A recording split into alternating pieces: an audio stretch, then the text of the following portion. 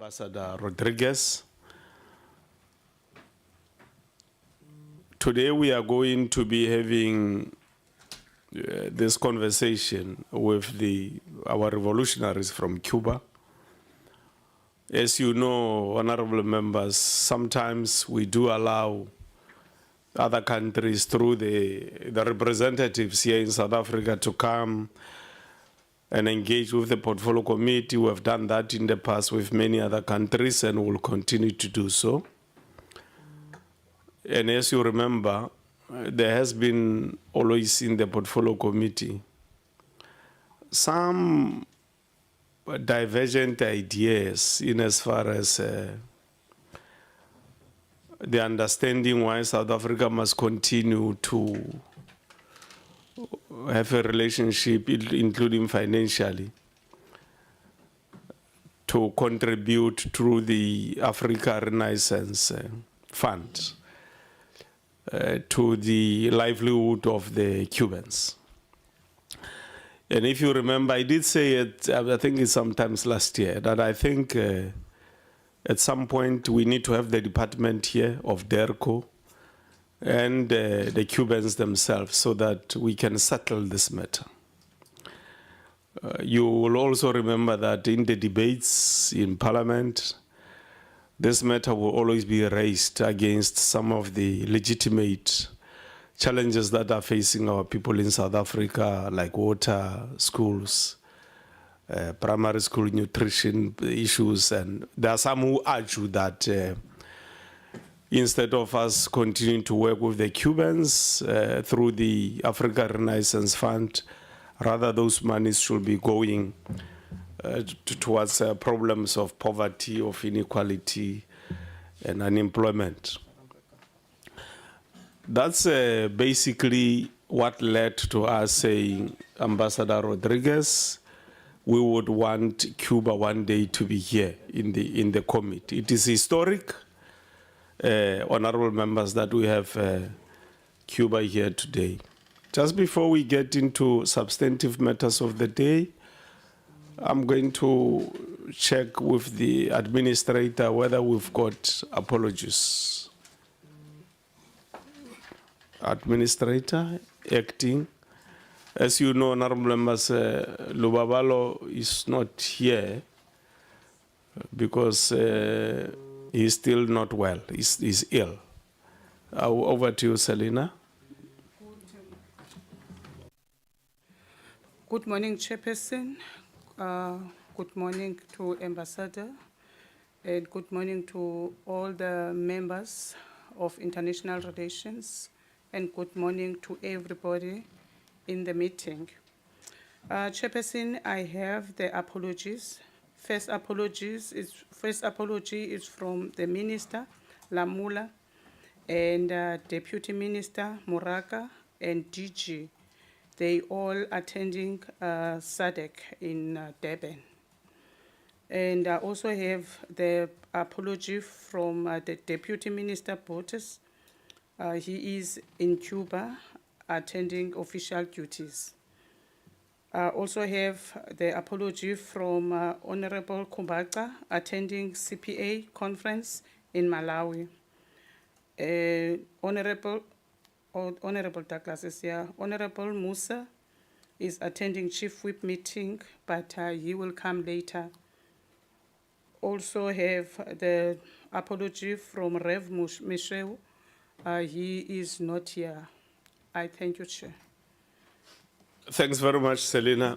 From DERCO, we've got Ambassador Bona, who is responsible for the Americas. You are welcome, Your Excellency, Ambassador.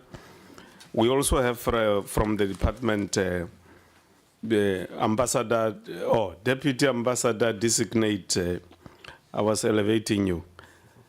Zahir Amin, you are also welcome from DERCO. He's en route to Brussels, honorable members. He's en route to Brussels. He's gonna be representing the country there. We also have Ms. Sempo from ARF. You are all welcomed here today. From the left, I'm going to introduce the members of the committee. And as soon as I'm done, because I don't want to make a mistake, we will need to have everybody introducing themselves so that I don't make a mistake and leave others out. And that might be reported on social media platforms as inherent attitude politically driven by supranomics philosophy. So I don't want that to happen. Honorable Muela, will start with you. Introduce yourself. Okay, thank you very much, Honorable Chairperson, and greetings to His Excellency Ambassador and all excellencies that are present in this meeting, officials from DERCO, and all other civil society organizations that are here, Friends of Cuba and everyone, and all honorable members. My name is Honorable Muela Mogodu Samuel Muela. I'm the member of this committee representing the African National Congress. I will be very much grateful to have engagements with the Cubans. Thank you very much.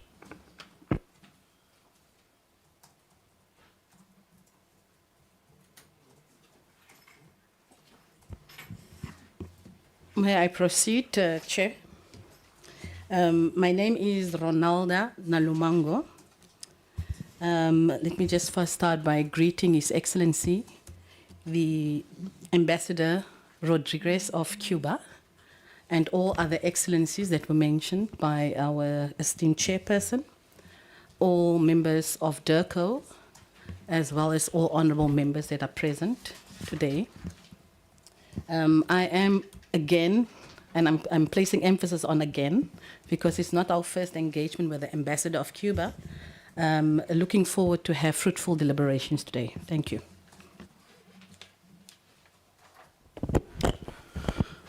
Thank you very much, Honorable Chairperson. My name is Honorable Harold Belzano Kluter. Also allow me to greet His Excellency, the Ambassador of Cuba, also the political advisor of Cuba, and all the excellency and DERCO present here. Thank you, Honorable Chair. Good morning, Chair. Good morning, members of the committee, honourable guests, members of the media, Your Excellency the Ambassador. My name is Ryan Smith, and member of the Democratic Alliance on this committee. Thank you. Good morning, Shlalo. Your Excellencies, honourable members, guests, my name is Morgan Chetty, and I represent the Democratic Alliance.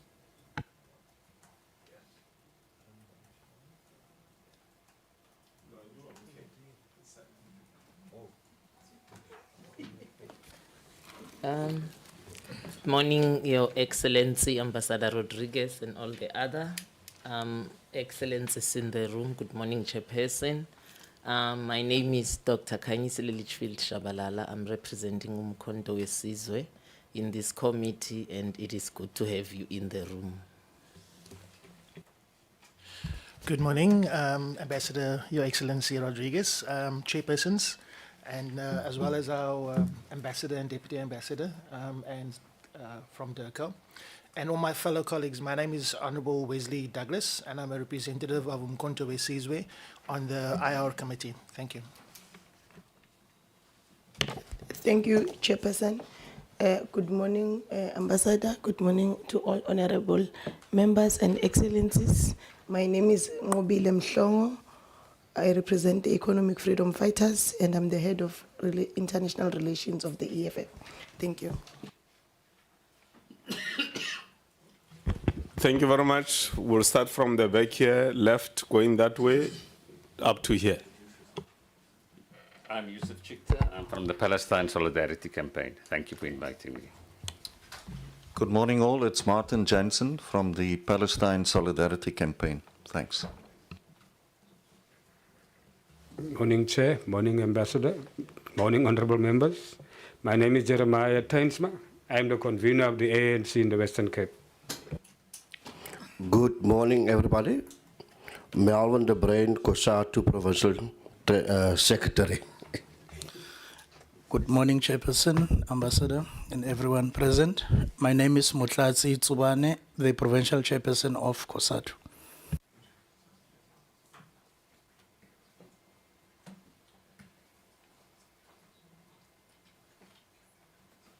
Good morning, everyone. I'm a representative from PMG. My name is Karuna Rangan. Good morning. My name is Manuel from PMG. Thank you.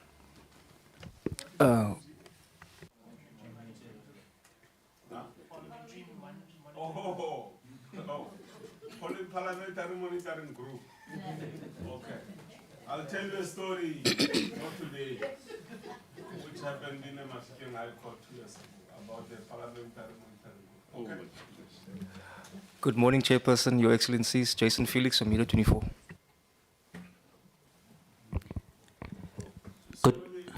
They are saying you are too quick. Oh, my apologies. Good morning, Your Excellency, again. Jason Felix from Media 24. Good morning, everyone. My name is Walter Manganyi. From Long March to Freedom. I'm a managed director there. Thank you. Good morning, everyone.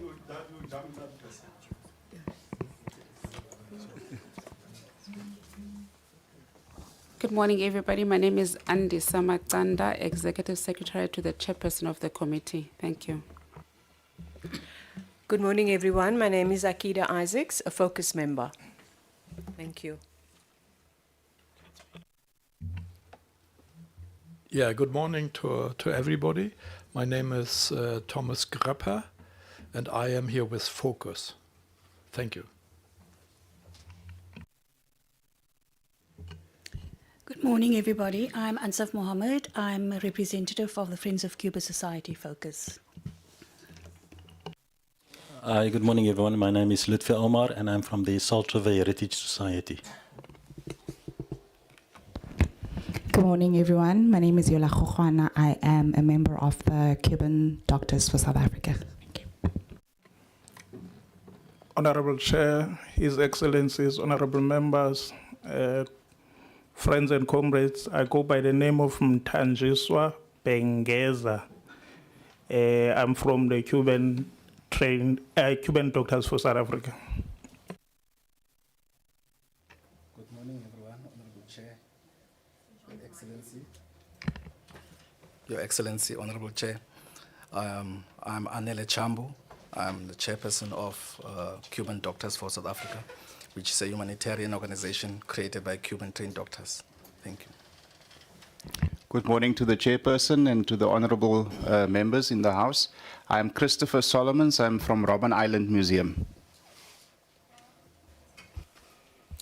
Good morning to all the honorable members. My name is Rifle Hector.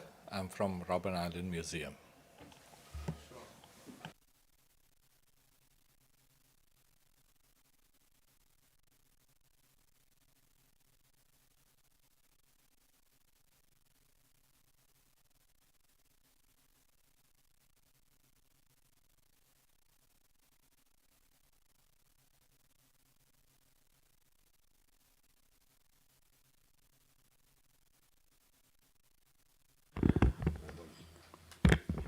Honorable members, ladies and gentlemen, the rest of the organizations that are here, my name is Supra Mahuma Pelu. I'm the chairperson of the Portfolio Committee on International Relations and Cooperation. I'm going to do just brief remarks because the main person who must speak is Ambassador Rodriguez here.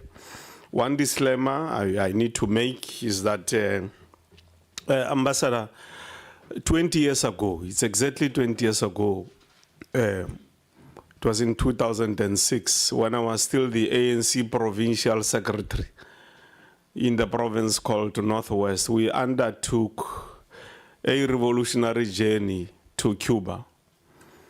We were led by the then Secretary General of the ANC, Comrade Kgalema Motlanthe, to go and understand the contexts of struggles 20 years ago between South Africa, Cuba, and geopolitics in general. And one of the things that I learned and took away from the Cuban Revolution, based on the interactions on that era, was the CDRs, Community Defenders of the Revolution, which are part of the Cuban approach to their own revolution and how they are embedded in society through the CDRs, Community Defenders of the Revolution. Having learned that lesson and coming back home, I wrote a paper where I then introduced in my province what is called Revolutionary Frontline Troopers. So the Revolutionary Frontline Troopers is more or less like the CDRs, Community Defenders of the Revolution in Cuba. Because by then, I had understood why the Cubans took that particular approach and how it helps them to defend the revolution. So I thought that if we introduce, at least in my province then, the Revolutionary Frontline Troopers, we will be able in our province to know what happens in every street in a township and be able to know what happens in every village. And thereafter set up systems of communication where, as the leadership of the province, we will be able to communicate effectively for our people, and our people, vice versa, will be able to communicate with us. One wouldn't have developed that idea had one not been given an opportunity to go to Cuba and learn how the revolution is being defended in Cuba, and how the resilience of the Cuban people has been able to survive many, many decades of an onslaught which came from the West, particularly led by the United States of America. We were inspired when we were there by the teachings that came from Jose Marti and many other revolutionaries that made sure that the revolution of the Cuban people ultimately triumphed. So, Your Excellency, we are welcoming here today, and we recognize the fact that the Cuban people made a choice. You made a choice to fight the invaders in your land, and ultimately you triumphed. You made a choice not to follow the capitalist system.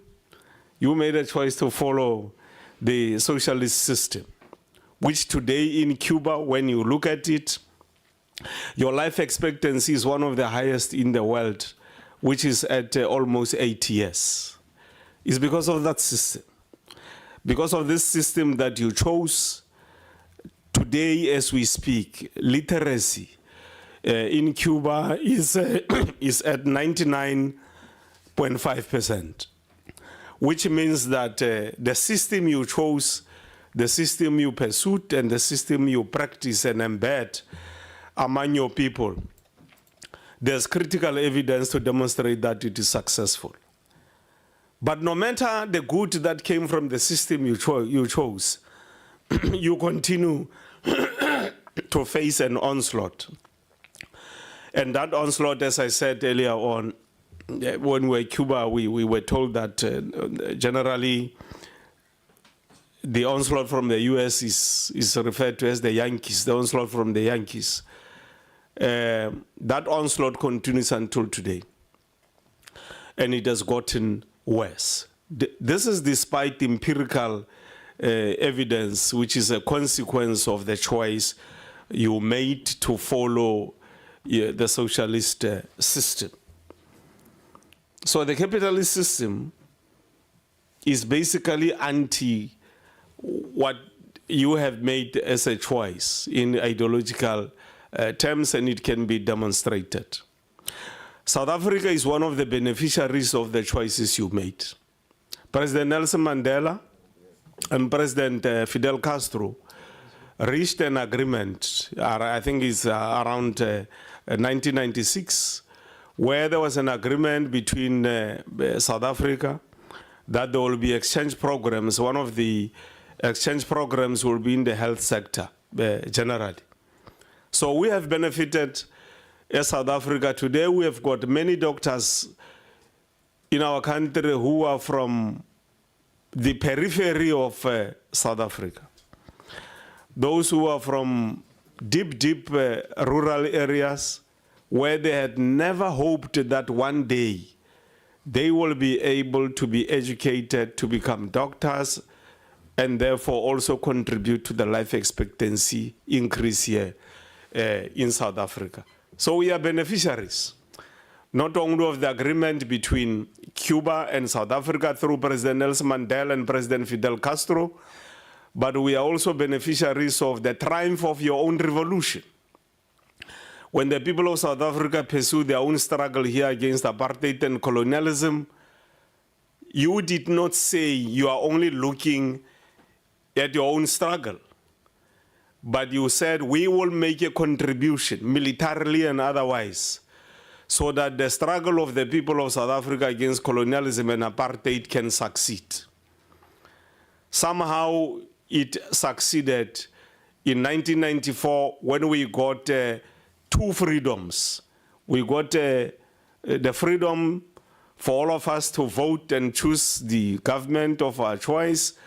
The other freedom that we got was to have our own constitution, which we adopted in 1996.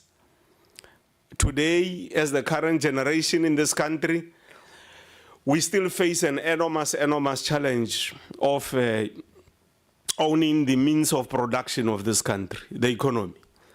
It continues to be the most difficult, sophisticated revolution that we have to undertake. Unfortunately, we haven't had what I characterize as the necessary emergence of the supreme generation that can take up this matter with much more vigor. We are not yet there, and my hope is that future generations can rise better than we have done to deal with this matter of the lack of ownership of the means of production by the majority here in South Africa. We see here in South Africa, Your Excellency, the majority is getting more and more disintegrated, almost on a quarterly basis. There's some new disintegration of the majority here in South Africa, and therefore it's getting weaker and weaker.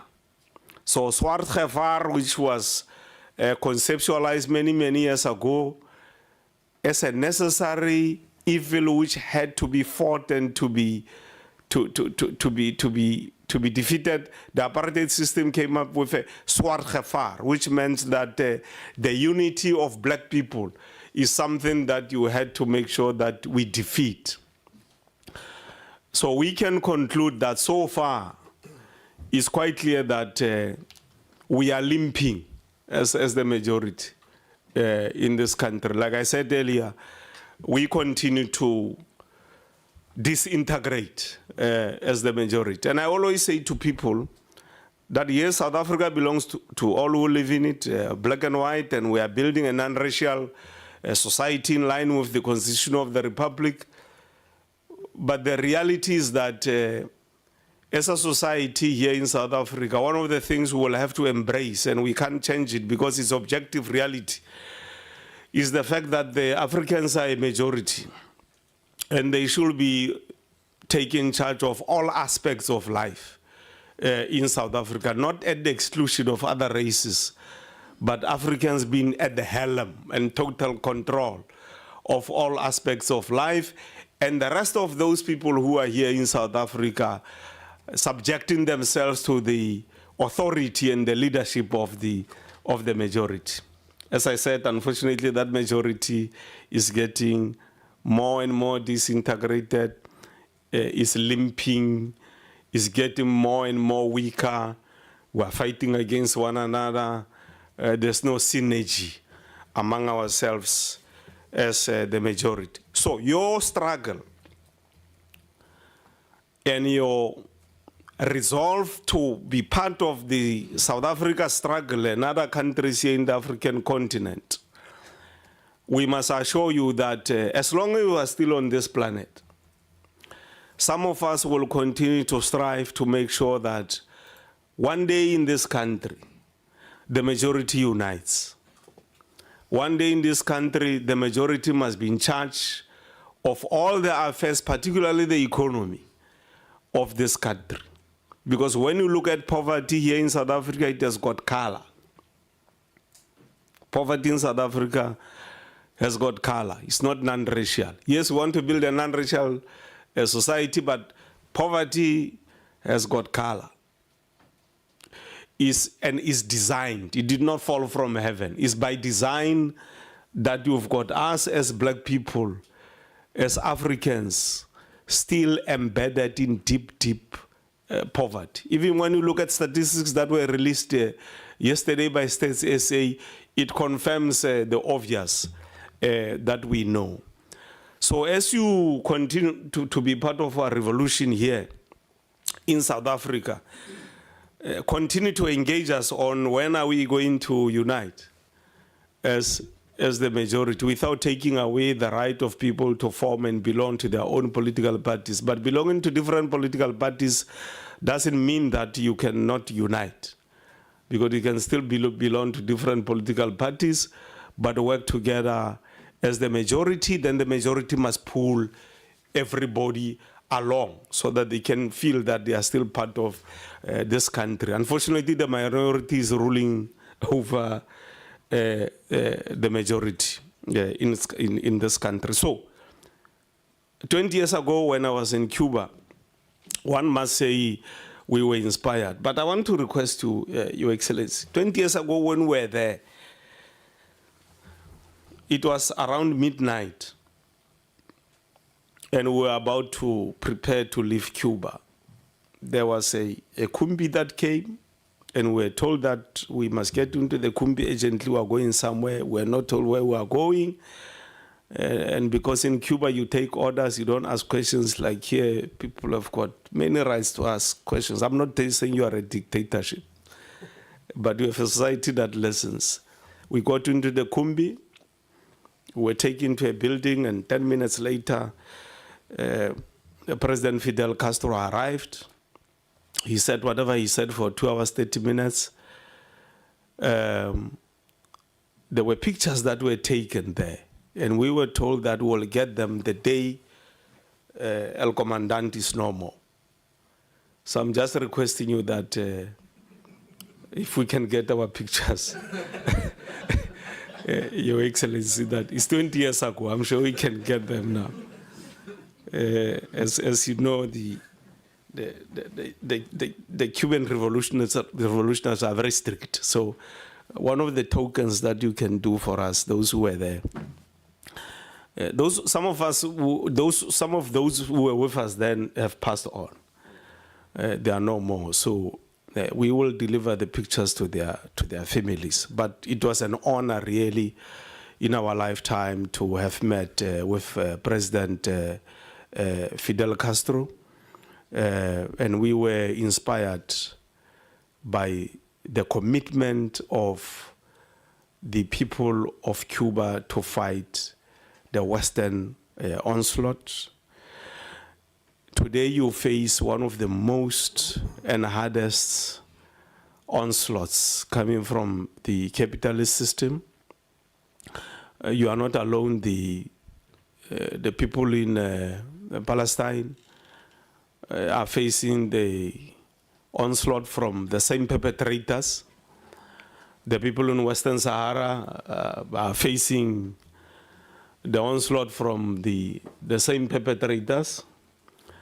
Here in South Africa is happening through sophisticated methods like NGOs and grants and many other things which are happening. People who are coming in, there's nothing wrong in sitting next to honorable members. Remember, you voted us to be here, so we don't have a problem if the seats are not enough. The only difference is that we are given permanent cards to be here. So you are very safe next to Honorable Lynchfield, Chabalala.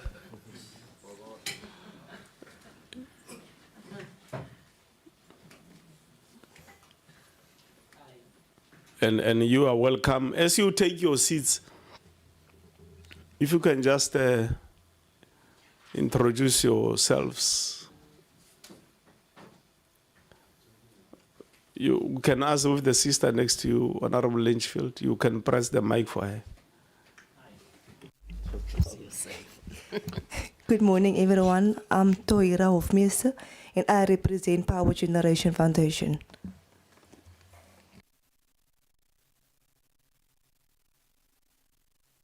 Good morning, my name is Ashley Pina. I represent the First Nation People Film and Cultural.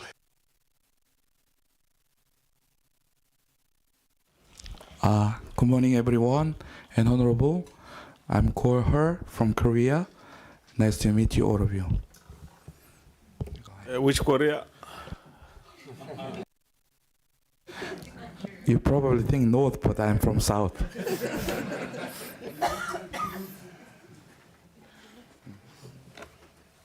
Good morning. I'm Lee. Also, I'm from South Korea. Nice to meet you.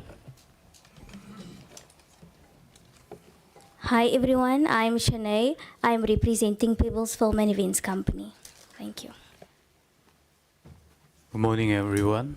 My name is John. Nice to meet you. And you are from? South. Okay. Okay. We welcome everybody. So I was saying, Your Excellency, that the onslaught which is intensifying on the Cuban people is not only on the Cuban people, it's also on Palestinian people, it's also on the people of Western Sahara, some parts of the African continent. There's intensification of neocolonialism that is taking place here. And we want to say once more that we really applaud the resilience demonstrated by the people of Cuba. Continue to pursue the struggle, and one day all progressive forces of the world shall triumph.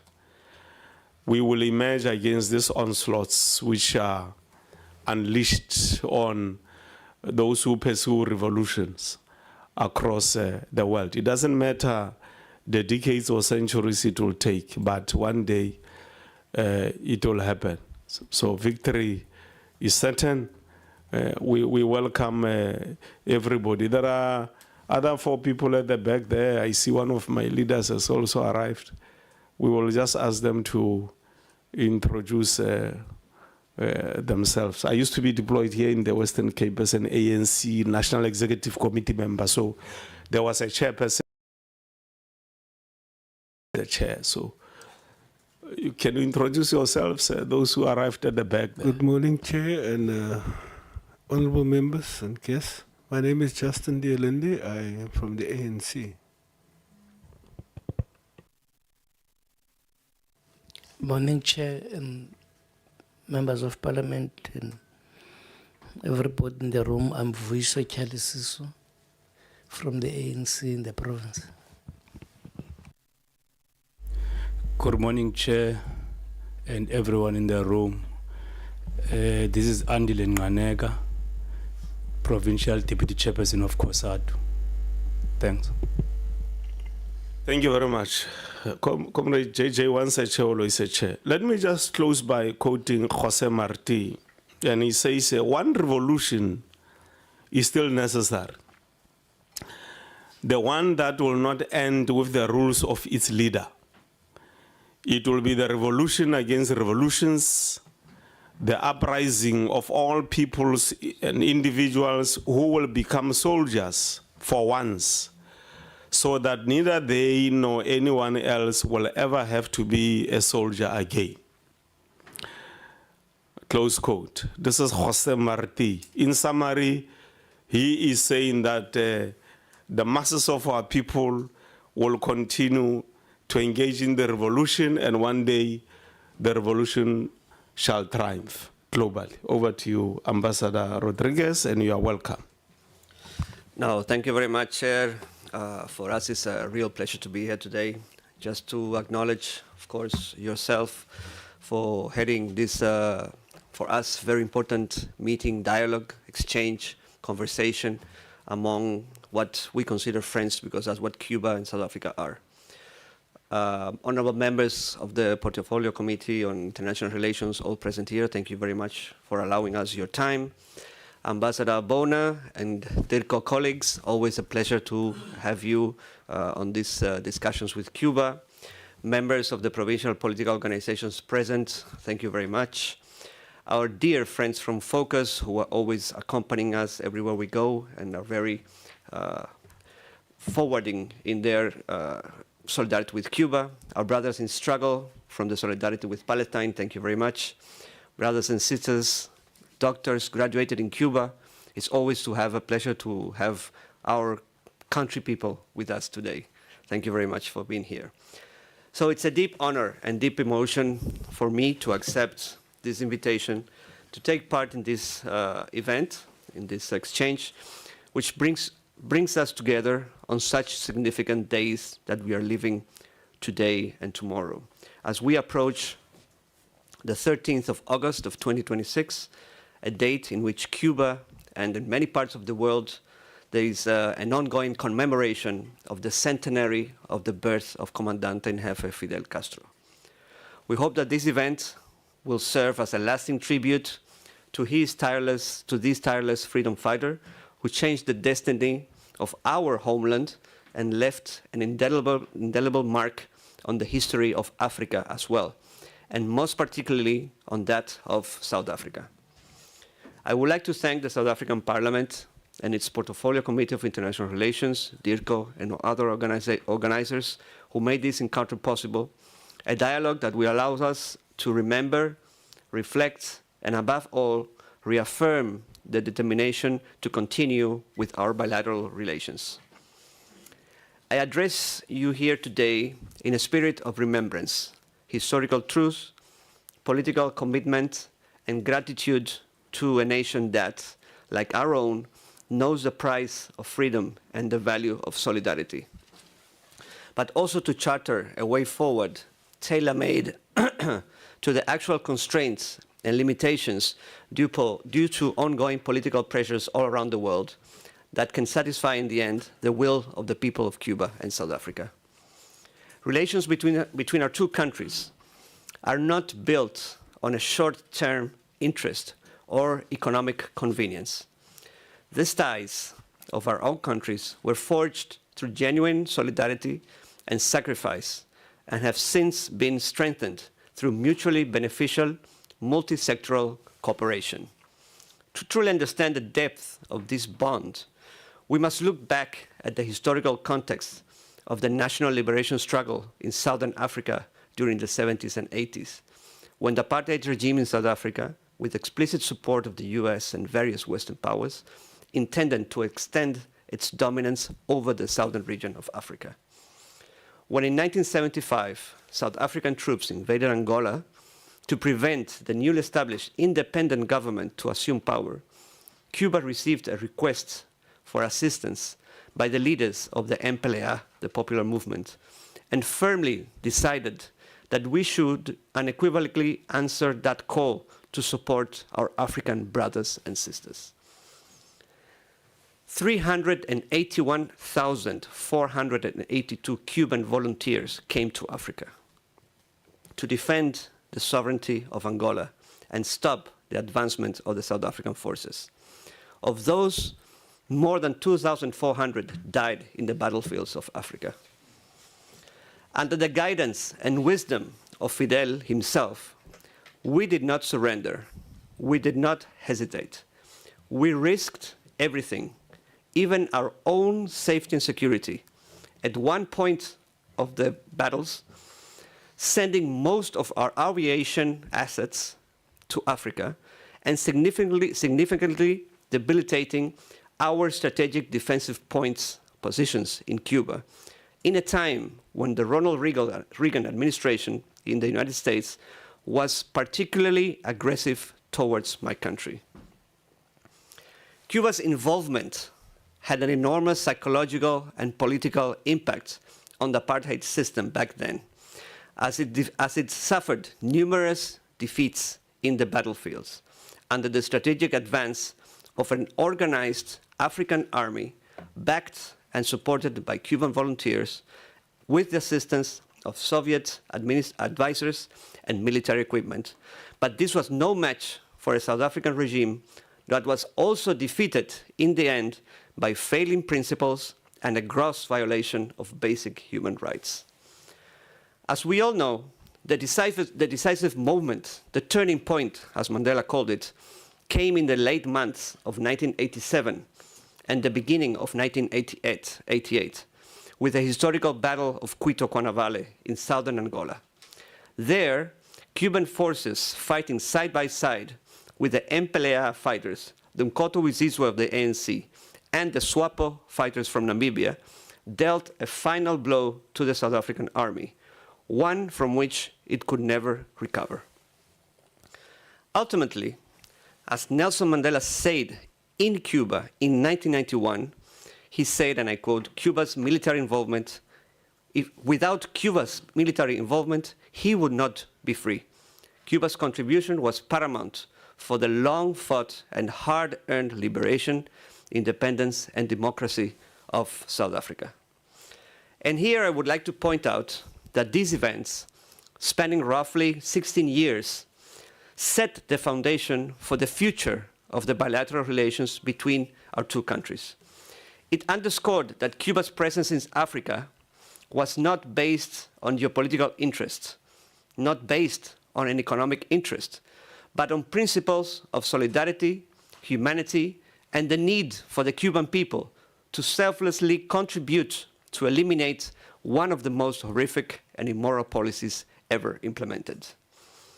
Nelson Mandela's visit to Cuba, just a few months after his release from Robben Island in 1991, precisely on the 26th of July, commemoration in Cuba, marking the starting point of the final push for our independence, greatly contributed and outlined and defined the relations of our countries in the future democratic South Africa. 11th of May, 1994, when Fidel came to Pretoria for Mandela's inauguration, formal diplomatic relations were signed. Cuba enjoys the honor of having been one of the first countries to be recognized diplomatically by the government of the African National Congress under the leadership of Nelson Mandela. This relationship has been characterized by political trust and cooperation. One of the most intense first engagements between both our governments concluded with Cuba being able to assist the emerging democratic nation with Cuban doctors for the rural areas. It was then Minister Nkosazana Dlamini Zuma who spearheaded this project and secured directly from Fidel a first batch of 463 Cuban doctors who arrived in different groups between 1996 and 1998. Dear Excellencies, let me tell you that today, after 30 years of uninterrupted medical assistance from Cuba, there are still 55 of those doctors who came in that initial group who have been here for a lifetime, meticulously contributing to the well-being of thousands of South Africa, spanning more than 28 years of uninterrupted work. Also in this field, it is worth mentioning that the Fidel Mandela Scholarship Program began also in those days, 1987. This initiative has enabled South African professionals to train in Cuba, the majority of them coming from disadvantaged areas. I was recently very touched when I took part in this year's graduation ceremony of the last 19 new South African students, now doctors, bringing the total number of graduates in Cuba to a huge number of 3,243 South Africans trained in Cuba in medicine. These are two special programs in which Cuba's government and people feel very proud to have been able to participate. I take this opportunity to thank the government of South Africa for trusting us in this endeavor. But throughout these 32 years of bilateral relations, cooperation has also been extended to many other areas. such as human settlements development, basic education, water and sanitation, sports, science, culture, civil engineering, working with a wide array of South African counterparts who have always trusted not only the professional quality of our team members, but their human aspects and solidarity-driven way of life. These examples, as explained previously, demonstrate that the relationship between Cuba and South Africa has been pragmatic, vibrant, and dynamic, driven by mutually agreed interests, promoted and prioritized by high-level political exchanges, which reflect the depth and maturity of our ties. Today, as Honorable Baumapelo was explaining, Cuba is facing one of the most critical situations we have had in recent history. This is essentially due to the unprecedented intensification of US economic, commercial, and financial sanctions, blockade we call it, which in 2026 has reached levels that very recently United Nations Organization have described as an ongoing silent Gaza. Since January 2026, President Donald Trump's administration has declared a national emergency and effectively imposed a blockade on fuel supplies to Cuba, imposing tariffs and sanctions on any other country that sells or supplies oil to Cuba. The result has been dramatic, and allow me to give only a few examples that illustrate the actual situation in my country. In the last 8 months, Cuba has only received one shipment of oil, one oil tanker from Russia in the last 8 months. We need to function as a country 4 to 6 shipments monthly. So just imagine how scarce has become oil, fuels, gas in Cuba at this moment. Daily power cuts regularly exceed the 20 hours in many parts of the country, comes to days, disrupting economy, schools, and our own way of life. Food production has fallen by around 60%, while the prices of basic goods that are usually imported have risen very sharply. The availability of essential medicine has also fallen to approximately 30% of the normal levels that we used to enjoy in our nation.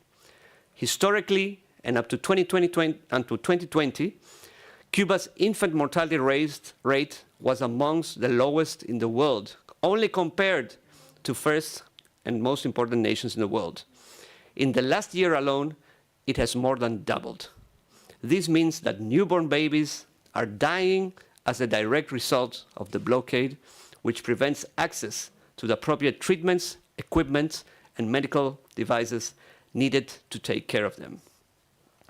UN Special Rapporteur Alena Dohan has confirmed the negative impact of unilateral coercive measures on human rights in my country, stating that US sanctions have shaped the country's economy and social landscape, undermining the fundamental right to life, health, food, and development of millions of Cuba.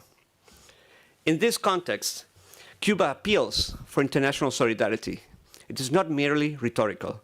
It is an urgent call for concrete action by the international community. We need your help by demanding the immediate lifting of this blockade and the extraterritorial measures that prevent Cuba from accessing fuel, food, medicines, and funding.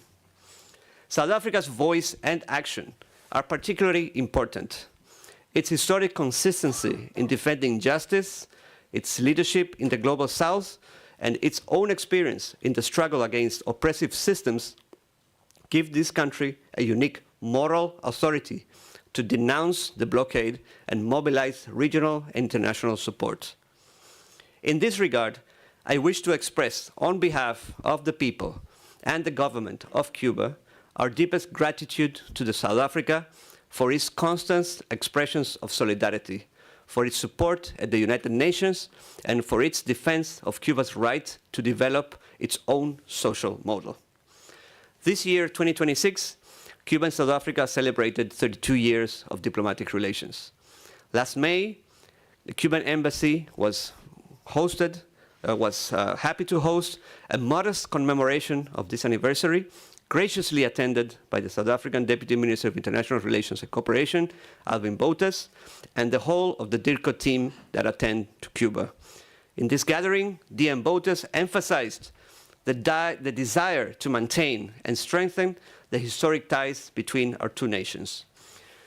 In this new phase of our relationship, taking into careful consideration the local political landscape and social dynamics, we commit ourselves to continue deepening our collaboration in areas where both our countries have complementary expertise, needs, and potential. Key sectors include, of course, health, education, as well as science, technology, and innovation. Those are the key areas that our two countries are able to cooperate more effectively. We are working hard to substantiate the relation and hope for South African counterparts to step up to this big effort. Cuba does not want handouts. It is willing and able to be a partner, as it has always been to South Africa. Beyond technical cooperation, Cuba and South Africa also share a vision of the international order based on respect for sovereignty, non-intervention, and the peaceful settlement of disputes. In a world characterized by the imposition of unilateral sanctions and the weaponization of human rights, our alliance in forums such as the UN, the Non-Aligned Movement, the G77 plus China, and other platforms of the Global South is more necessary than ever. In this year, we are marking the centenary of Fidel Castro's birth, at a time when the blockade is attempting to struggle Cuba. The examples set by Fidel and Mandela offer us a clear way forward. The conviction that solidarity amongst people is stronger than any empire, that dignity is non-negotiable, and that history, in the end, is on the side of those who fight for justice.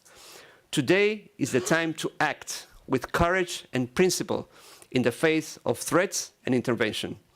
Excellencies, I call upon all of you to reach out and help us survive as a country, help us survive as a people, the same people that helped South Africa to be free, even by paying the ultimate price. To conclude, my deep appreciation for this committee and its members for having us today, and I can only say that together we are stronger. Thank you very much.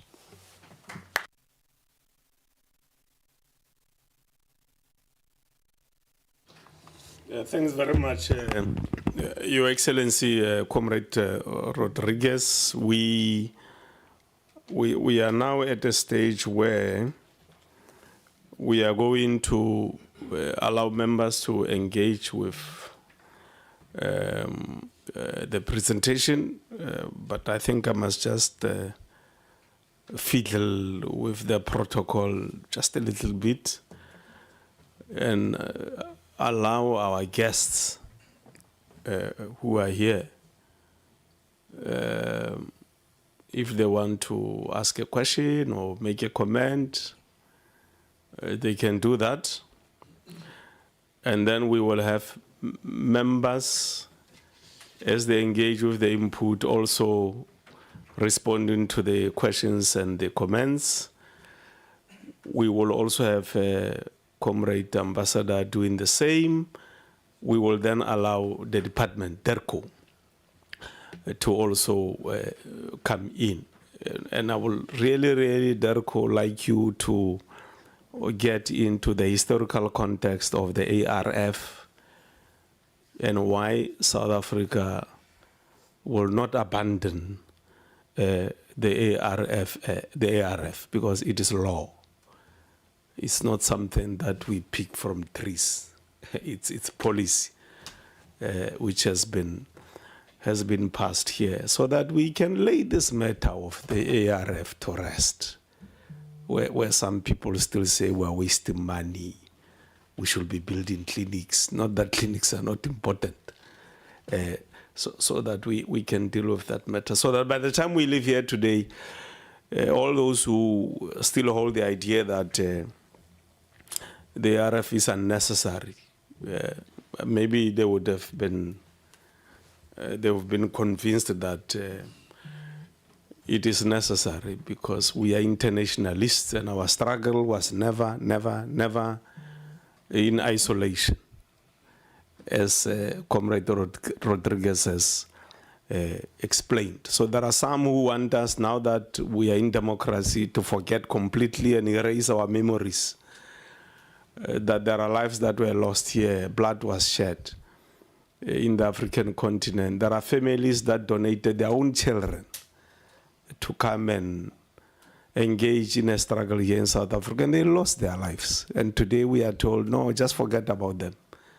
It's not necessary. We are a democracy now. Those lives are meaningless.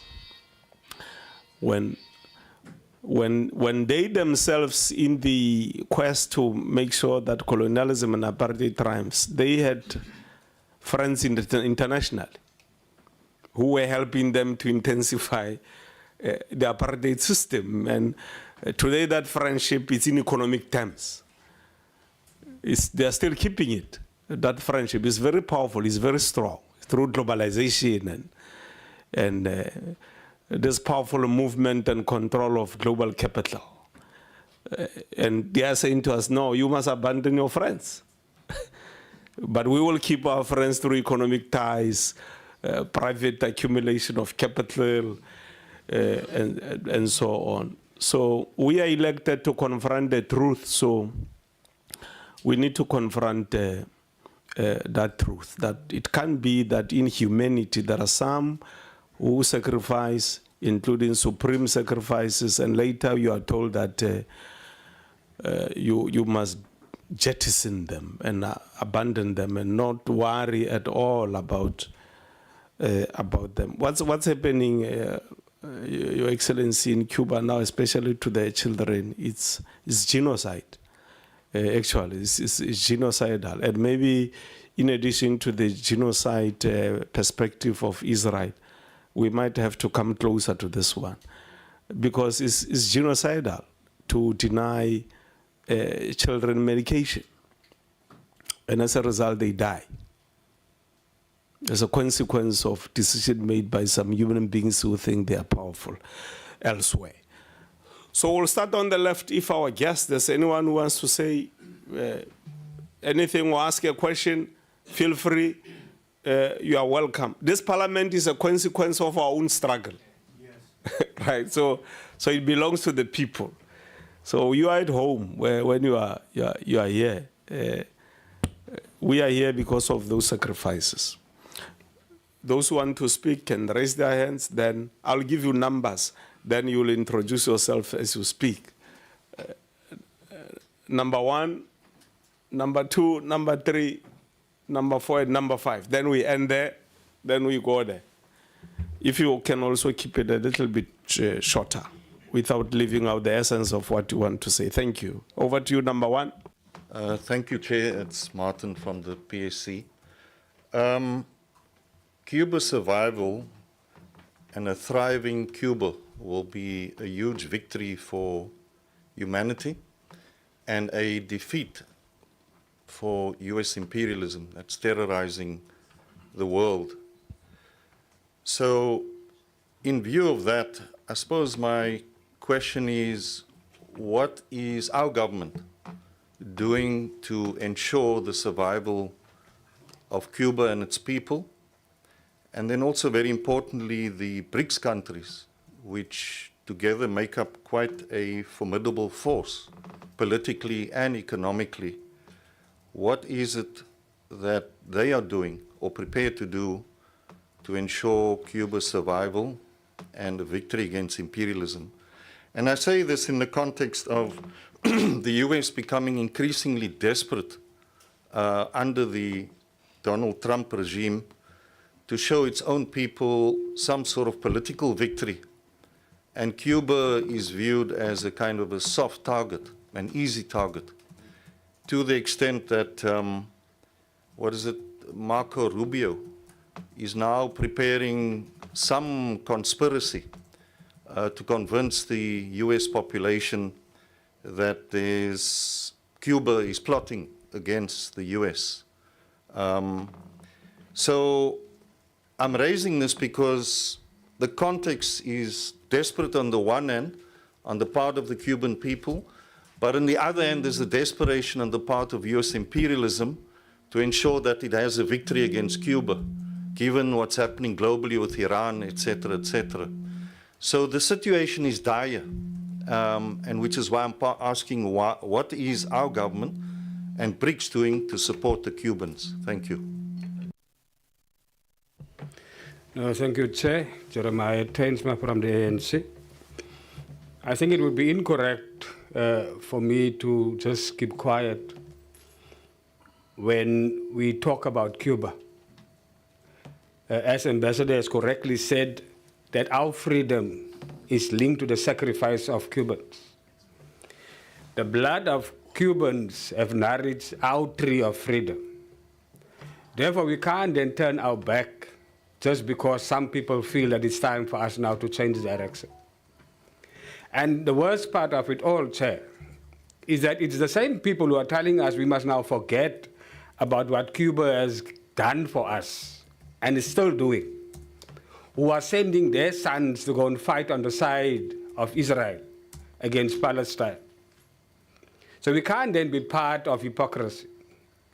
Our freedom did not come free. People died. Cubans died. We can't allow a situation where we are told that international relations is the purview of those who are white. And the black people must confine themselves trying to build clinics and schools. We understand our role as a country. We understand our role as an organization. And therefore, we will not turn our backs as the African National Congress on Cuba, irrespective of what the orange man tells us. We are not listening to orange people. We are a sovereign state. We make our own decisions. What Martin indicated is correct. America is trying to recoup lost ground by trying to intimidate old foes. This fight with Iran, now this blockade of Cuba. Cuban blockade is not a new thing. He's just trying to reinvent something that was there in the past to make himself relevant as if he is the king of the world. So therefore, for us, it's very simple. We are here to show solidarity, and we will take everything that we need to take to basically support Cuba so that Cuba survives, because it is correct when we say if Cuba is surviving, it is a good step for humanity. Thank you very much. Thanks very much. Number 3.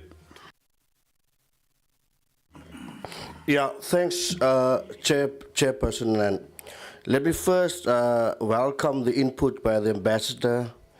And as COSATU, we once again would like to basically confirm our support for the people of Cuba.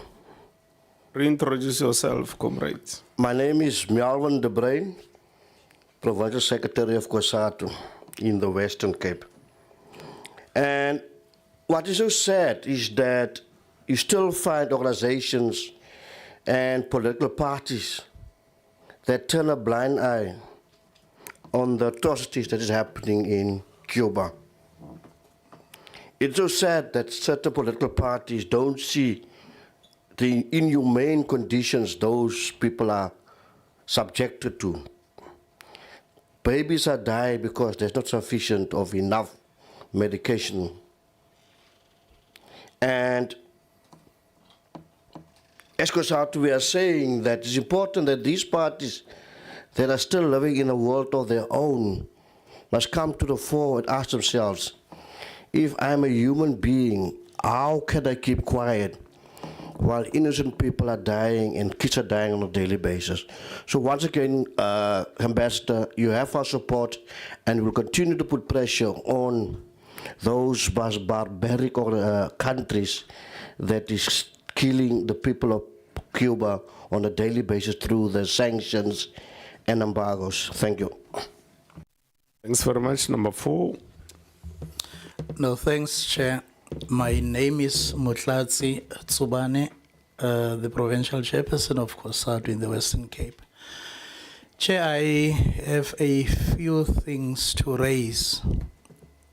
I'm not going to repeat what my secretary has said, but safe to say we are very worried when we see you guys debate issues here in Parliament. And you find that one would say the progressive forces within Parliament speaking past one another, more especially around this issue that we have raised of the ARF.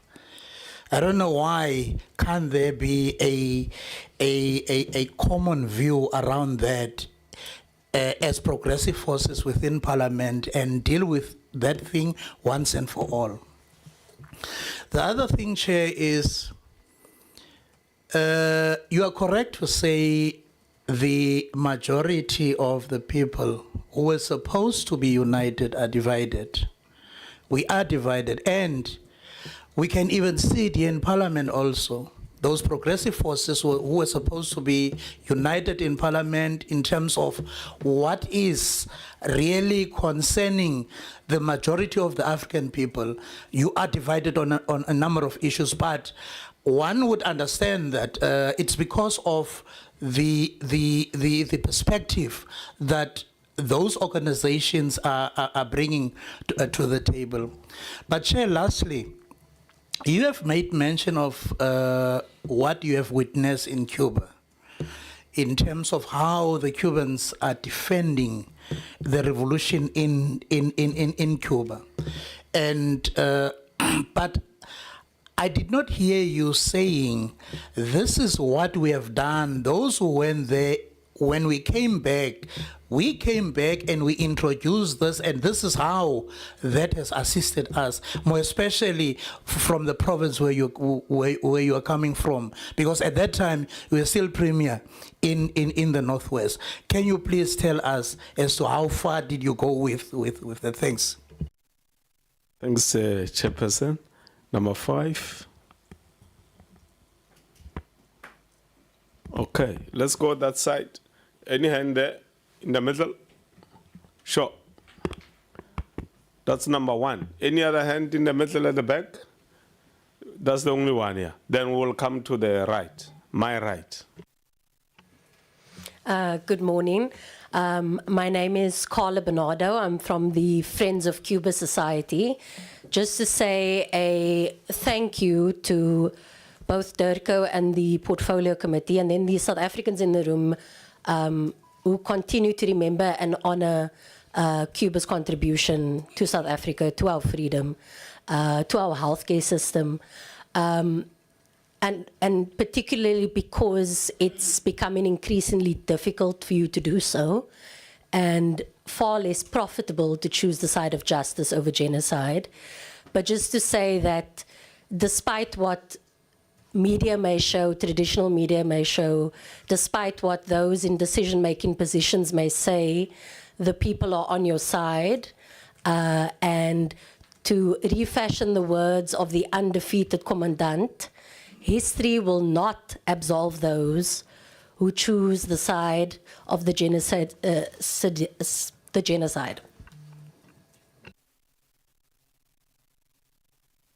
Are you done, my sister? Thank you very much, comrade.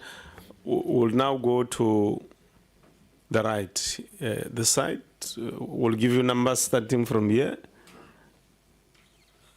Number 1, number 2.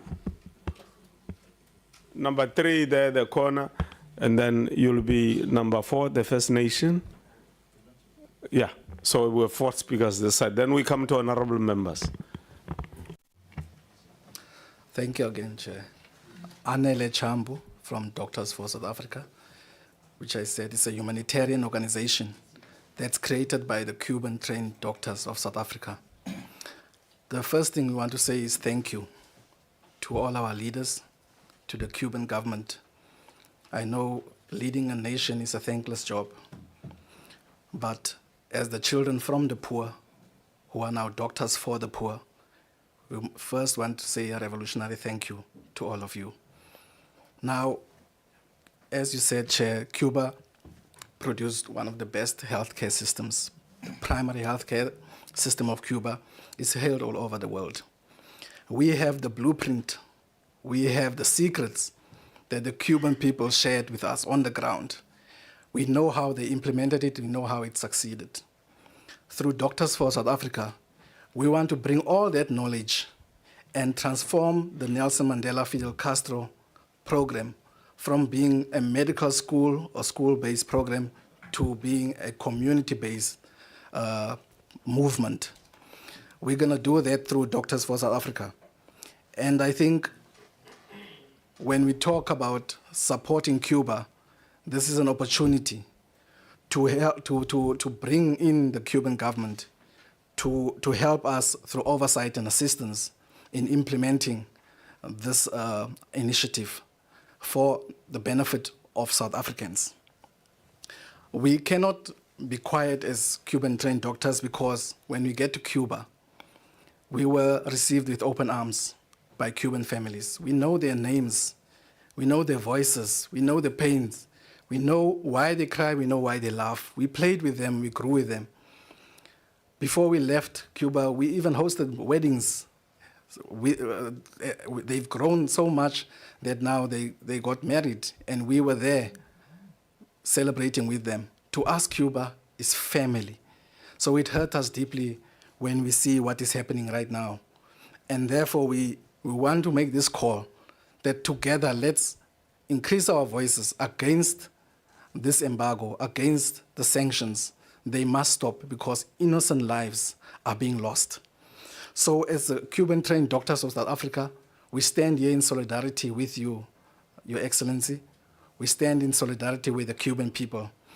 And we say, let the vision of Nelson Mandela and Fidel Castro not just end at the program that you said you just received the last batches of doctors, but now let us transform that into a community-based movement, a community-based organization, through establishing the African School of Medicine, of Cuban Medicine, or an Institute of Cuban Medicine in Africa.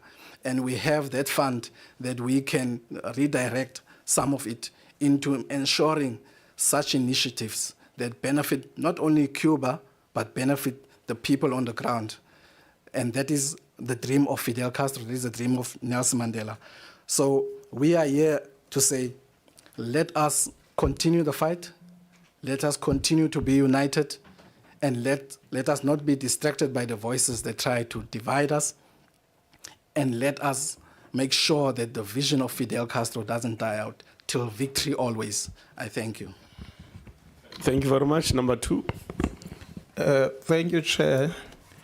I hope you will bear with me. When I get emotional, I sometimes struggle to speak English. I'm running a risk because this to me is quite sensitive and it makes me emotional as someone who trained in Cuba. No problem. The parliament allows all the 11 languages to be spoken, so you can express yourself in any language. Yeah, I like the any language. I'll start by saying, in quoting Fidel, when he says, "La revolución es cambiar todo lo que debe ser cambiado." This loosely translated in English to say, the revolution is to change everything that needs to be changed. Now, I'm quoting him because in your opening remarks, Chair, you would have said at times, even here in the People's Parliament, you sometimes struggle with passing certain laws, and some of the laws that you would have passed, they are still challenged. As revolutionaries that were elected to be in this house, you must ensure that you change views of those comrades who are still resistant in making sure that we have deliberate intention to assist Cuba. Remember, Cuba, for us, or their choice, the choice that they've made, then they are suffering as a result or as a consequences of that choice. It has helped us.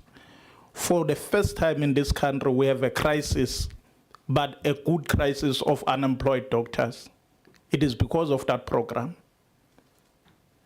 We are trying to say, no, let's have doctors employed, but at the same time, we're saying, thanks Cuba, that for the first time in our country, we have this kind of a crisis.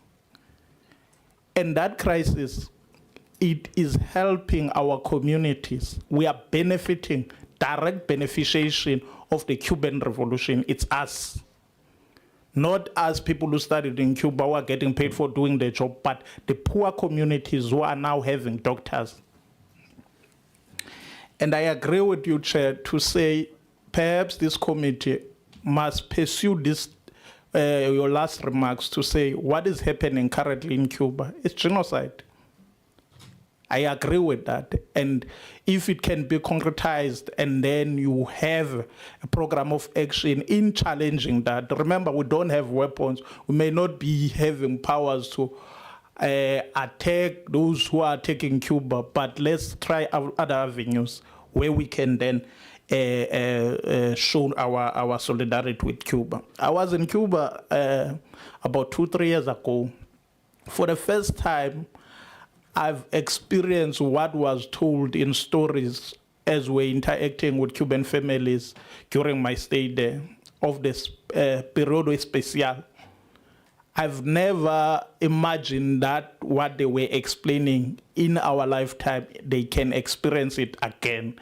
I think, Ambassador, one day you must, when you get opportunities like this, explain or link the two, the periodo especial and the current situation that Cubans are faced with. I was there, I had money because I work here. I wanted to buy, but there was nothing to buy. And it's not because of Cubans, they have no capacity to produce their things. It's because of what the ambassador was saying, to say they have only received one shipment in 8 months. And remember, Cuba does not make electricity from coal and others. They depend on oil. So if there's no capacity to manufacture, then their shops will be empty. So even if you have your own money, you will not have means to use it. And lastly, Chair, let's all unite, all of us, doesn't matter where we come from, to make sure that we help Cuba to survive. Thank you, Chair. Okay, thank you very much. I think we're coming to the last one. Oh, at the back there. All right, thank you, Chair. My name is Walter. Mangani is my surname again. From Long March to Freedom. I'm a manager there. What I can say, Cuba and South Africa, we are brothers, and it's a fact, and we cannot change that fact. I remember Nelson Mandela once asked in United States, why are you supporting Cuba? Why are you supporting I forget those countries, but the only answer that Nelson Mandela gave them, he said, the problem that you have, you think your enemy should be our enemy. That mistake we cannot do. Even us now, it's our time to support Cuba to the heat, as they did to us. They supported us to the heat. 2019, COVID, it was in power here. Each and everyone, the doctors from Cuba coming down to assist our doctors. So now, it's our turn as South African to come together, starting from us here in South Africa, coming together. We are not united, as I see. As a political parties, we are not united. We are divided.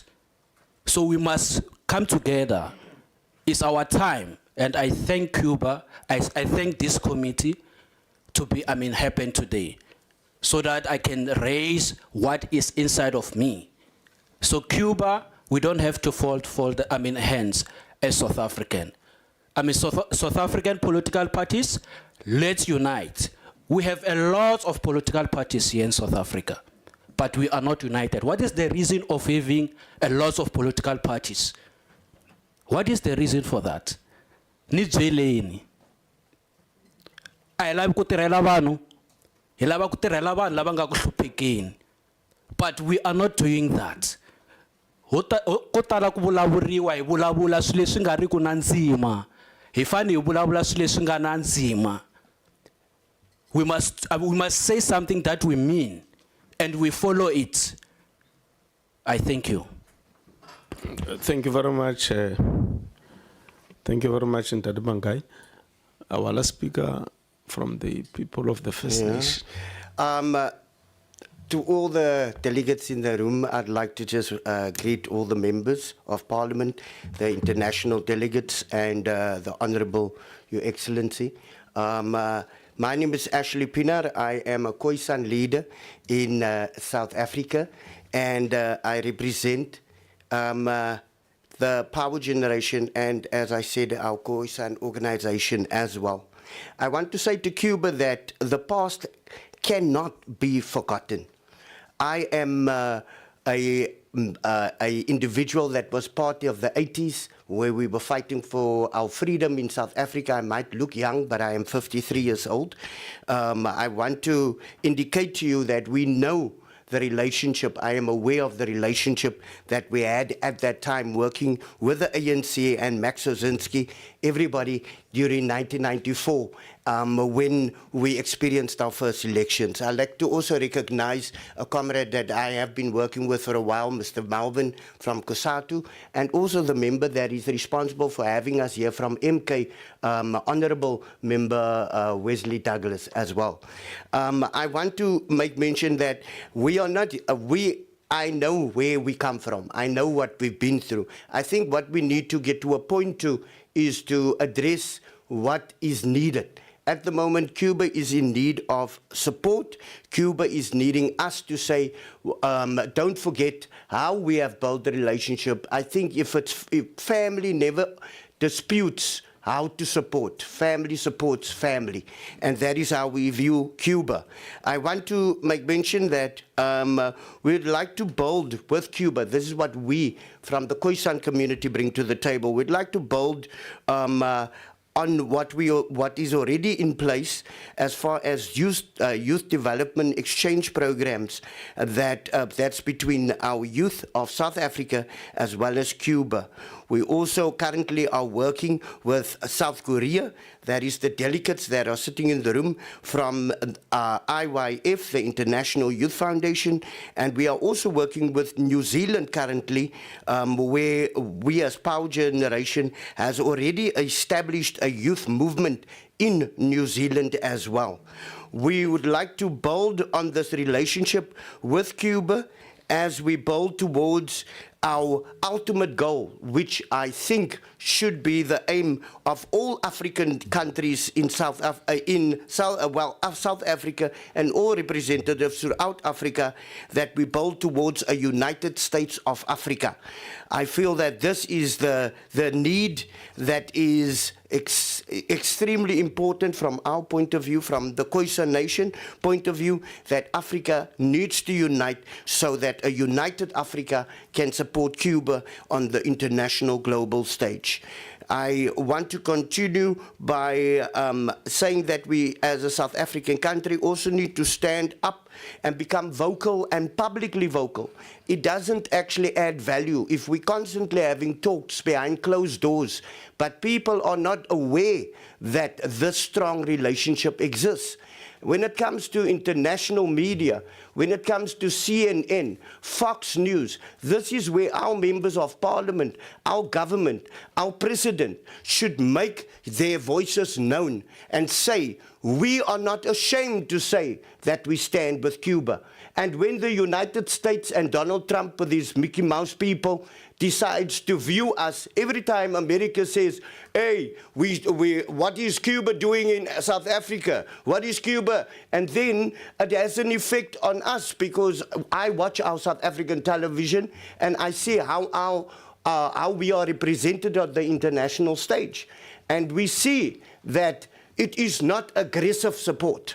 And that is what Cuba is needing at this point in time. Aggressive support against sanctions. We, as the Khoisan community, I am standing in for our organization, and I am saying to Cuba that we are also currently working with Pebbles Film Company, which is a company from South Africa, a Khoisan-owned, and a young lady, 21 years old, that is running this company as a Khoisan owner, young woman of power, and their company has come on board to say that we, as a company, along with the Khoisan community, along with all the different political parties in South Africa, we are here to support, we are here to rally, but the company, film company, is on board to say to Cuba that we are going to support Cuba through rallying support for Cuba, through film, through documentary, showcasing the needs of Cuba, what Cuba is needing, and also tackling the industry, the film industry in South Africa, dealing with the media in South Africa, and letting podcast platforms know, and letting people, especially the SABC News, drilling them, writing letters, and ensuring that they make affirmative action known, that everybody understands that Cuba will not be messed with, as if South Africa remains a rock-solid ally towards Cuba. I'd like to end and say, in the vision of Nelson Mandela, and I quote, as Ms. Nelson Mandela has spoken, and reference as you made the reference, in Mandela's words, without Cuba, I would like to let you know, we would never be free. We can only salute Cuba and support Cuba. The day we do a stop at supporting Cuba is the day we lose the integrity that Africa must represent. And I thank you.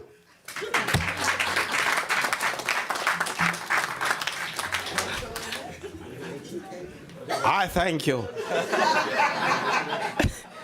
I thought you were playing a clip from somewhere. Thank you very much for that. Honorable Mhlongo, over to you.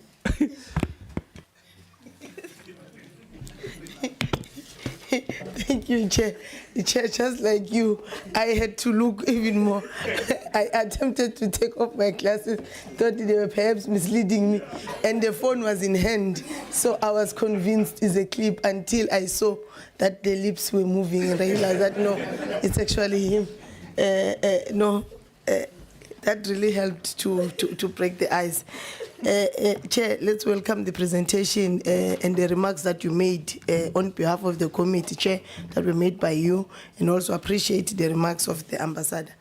Now, Chair, there's just a few things we want to mention on behalf of the EFF, is that we must, as this Parliament and South Africa, to continue the relationship we have with Cuba, because it's a strategic relationship. It has a long, rich history between South Africa and Cuba, and we should never, ever abandon that relationship, no matter the cost, because the Cubans chose to side with South Africa when it was not fashionable to do so. We must never abandon them at a sign of inconvenience. If it means that the US is going to impose economic embargoes on South Africa for having to choose our friends, let it be. We can't be detected by the Americans who to be friends with when they themselves choose their friends. And if you look at the friends that are kept by the Americans, they keep killers as friends. They keep countries like Israel as a very good friend, and then they want to tell South Africa and anyone who wants to associate with Cuba that you can't be friends with Cuba. We must never allow the US and that Donald Trump to detect to South Africa who we can be friends with. It's something that we should never allow. I just wanted to mention, Chair, that, you know, on the passing on of President Fidel Castro, the EFF held a memorial service on behalf of President Fidel Castro. It was in Johannesburg. We took it in the townships of Johannesburg because we wanted people of South Africa to never forget the rich history between South Africa and Cuba. If you look at all the national events of the EFF, amongst the flag of EFF and South Africa, we display the flag of Cuba and the flag of Palestine, because we want the people of South Africa and the people of the world to never forget the struggle of the people of Cuba and the struggle of the people of Palestine, because our freedom without the freedom of Cuba and the freedom of Palestine is not complete freedom and should not be celebrated, because the Cubans and the Palestinians sacrificed for us to have the democracy and the freedom that today we enjoy. And you know, in previous meetings, it was questioned why would we want to continue our economic and diplomatic relations with Cuba and Palestine if it means that we're asking DERCO to allocate a budget to assist these two countries. I think that's a question that should not arise from people with moral high ground of standing, for people who've got a love for humanity. We shouldn't do that. It's like asking the Department of Health why they are only focusing in hospitals and not on water. But it's not in their competence to focus on water. There's a department that is responsible for water, which is water and sanitation. So you can't say the budget of DERCO must be redirected to build RDP houses. Then that will not. Then that is not in the scope of work of DERCO to provide housing or sanitation or medication. We must remember what is the scope of work of a department before we demand things that are impossible to be done by the department.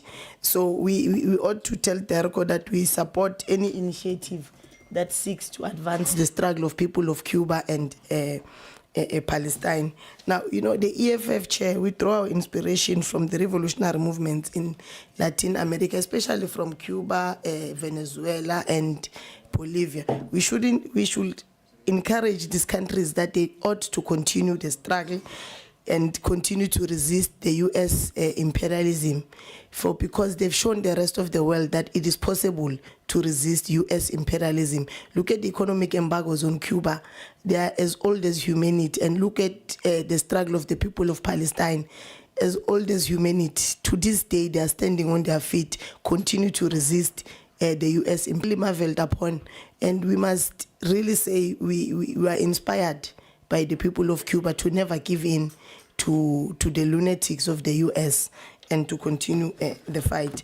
And we must call on all peace-loving nations to challenge the economic embargoes imposed on Cuba and to open up trade relations with Cuba. We call the rest of even companies of South Africa, they must start to trade with Cuba. They must look at that market. We must ask DERCO to make it possible for products of South Africa to reach Cuba, to expand on the needs of Cuba. If it means that we must get oil for Cuba to come from South Africa and then we ship it from South Africa back to Cuba, we must make any means necessary to ensure that Cuban children don't die because they don't have access to food, they don't have access to electricity, they don't have access to medication. It can't be us that support such things. We must be champions. South Africa is known to be a champion of human rights and human dignity, the same way we've done with taking the genocidal Israel to the ICJ. We must be able to hold the US accountable for the sins that they've committed, not only in Cuba, but in the rest of the world, especially in Latin America and in Palestine. So wherever you see Israel committing genocide, you must know who is backing them is the US.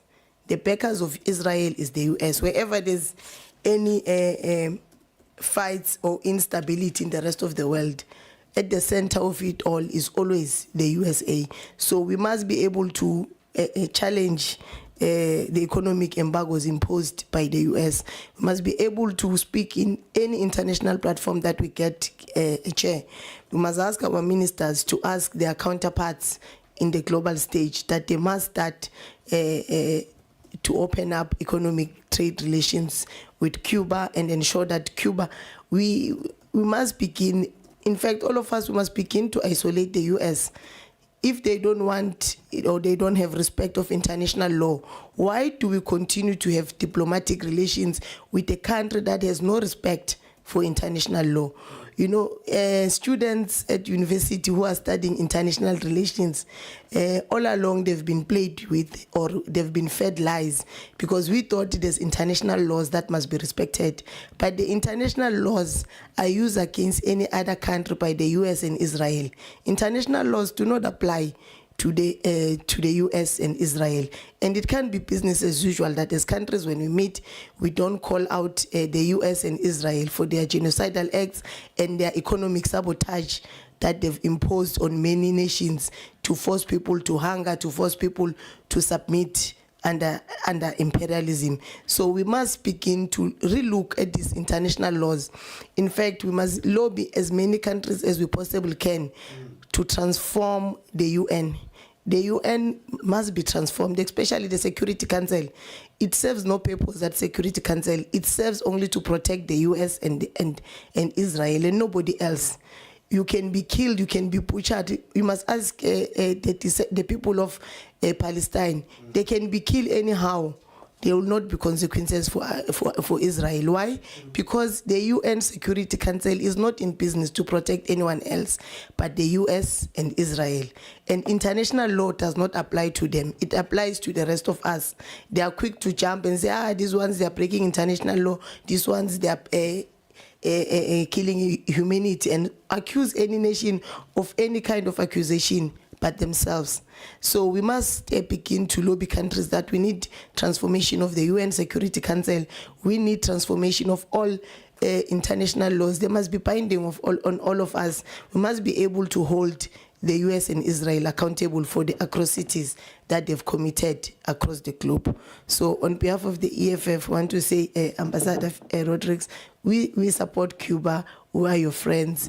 We'll never abandon you at the sake of inconvenience or convenience. We'll always side with the leftist movement because we're a socialist party. We believe that socialism is going to trump over imperialism in the near future. Thank you. Thanks, Honorable Mhlongo. Honorable Douglas. Thank you, Honorable Chair, and I want to say thank you to Ambassador Rodriguez for a great presentation.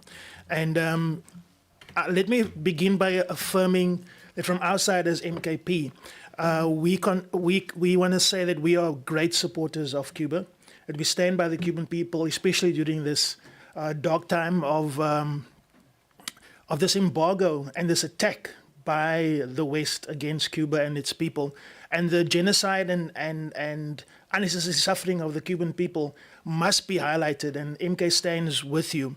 From Umkhonto we Sizwe party side, under President Jacob Zuma's tenure as president both of the ANC and South Africa, Cuba and South African relations were at an all-time high. And under his leadership in the Umkhonto we Sizwe party, we wish to express our solidarity as Umkhonto we Sizwe with the Cuban people and his leadership, and we wish to grow and increase our relations as friends of Cuba both now and in the future.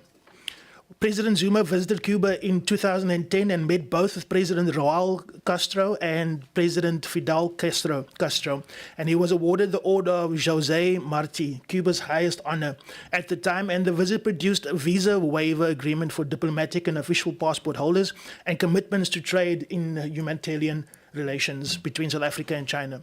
So as we celebrate this 100-year anniversary of Fidel Castro, MKP is lobbying the GNU in this committee today and other platforms for a radical and immediate increase in financial support to the Cuban people through the ARF mechanism to counteract the American military blockade and embargo by the current dictatorial American regime against the Cuban people. So we need to put our money where our mouth is. We have the ARF budget, and we also have the DIRCO budget, which can be increased, and we can definitely support more the Cuban people, not just by word, but actually by putting our money where our mouth is, Mr. Chair. So instead of just saying we've got a budget and we're just going to consider the RF like it is now, I think there's a need for us to dramatically increase the budget and to dramatically intervene in a deep time of need of the Cuban people. We can't just say we are friends without saying we're going to increase our support financially through this mechanism. Cuba is under relentless attacks of aggression by America and its allies under this administration, which recycled the old Monroe Doctrine into its new Dunroe Doctrine that initially led to the Cuban Missile Crisis, and this year is regurgitated as a new form of neo-colonial military adventurism for American subjugation of the Western Hemisphere, and Cuba in particular, all in the name of resource extraction and subjugation of nations in the Western Hemisphere. So for MKP, the blockade of Cuba is a crime against humanity and is a beginning of what's looking like a genocide by economic means. And as a non-aligned global actor, South Africa has to take action in international courts and UN Security Council should this aggression not be stopped. We can't just say nothing. We have to raise our voice in the platforms that matter. The world practiced discriminatory, selective moral outrage, and the Western media is biased against Cuba, South Africa, Iran, Russia, China, and other progressive nations who are taking ownership of their future both now and forever. There should not be two sets of justice, Mr. Chair. There should not be just two sets of moral outrage, one for progressive countries and one for Western countries. When they are aggressors, we should call them out. When they are hurting countries like Cuba, we can't remain silent and say they're on the other side of the world. They stood up for us. They paid the price for our freedom. They gave their lives for our people. And we as MK, and I'm sure the ANC and many other progressive organizations like the EFF, we will stand together and we will form a moral majority that will stand behind you and protect you and stand up for you. But it starts here in this committee. We have the power to increase the ARF funds. We have the power to increase projects. And then not just to look at this as the ARF fund. What about the future from here on out? We need to look at projects where we can partner, the pharmaceutical industry, trade, where we can look at twinning agreements between your cities, our cities. How do we do economic transformation that uplifts the black majority in South Africa and the Cuban majority on the island as well?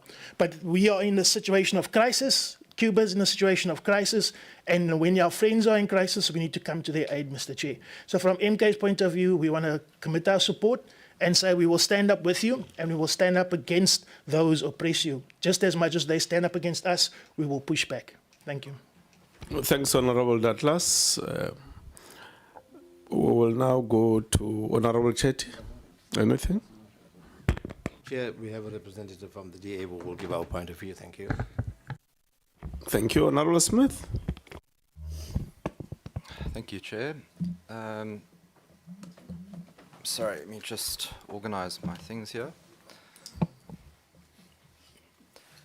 Chair, thank you for the presentation, and to His Excellency the Ambassador, you're very welcome in the committee.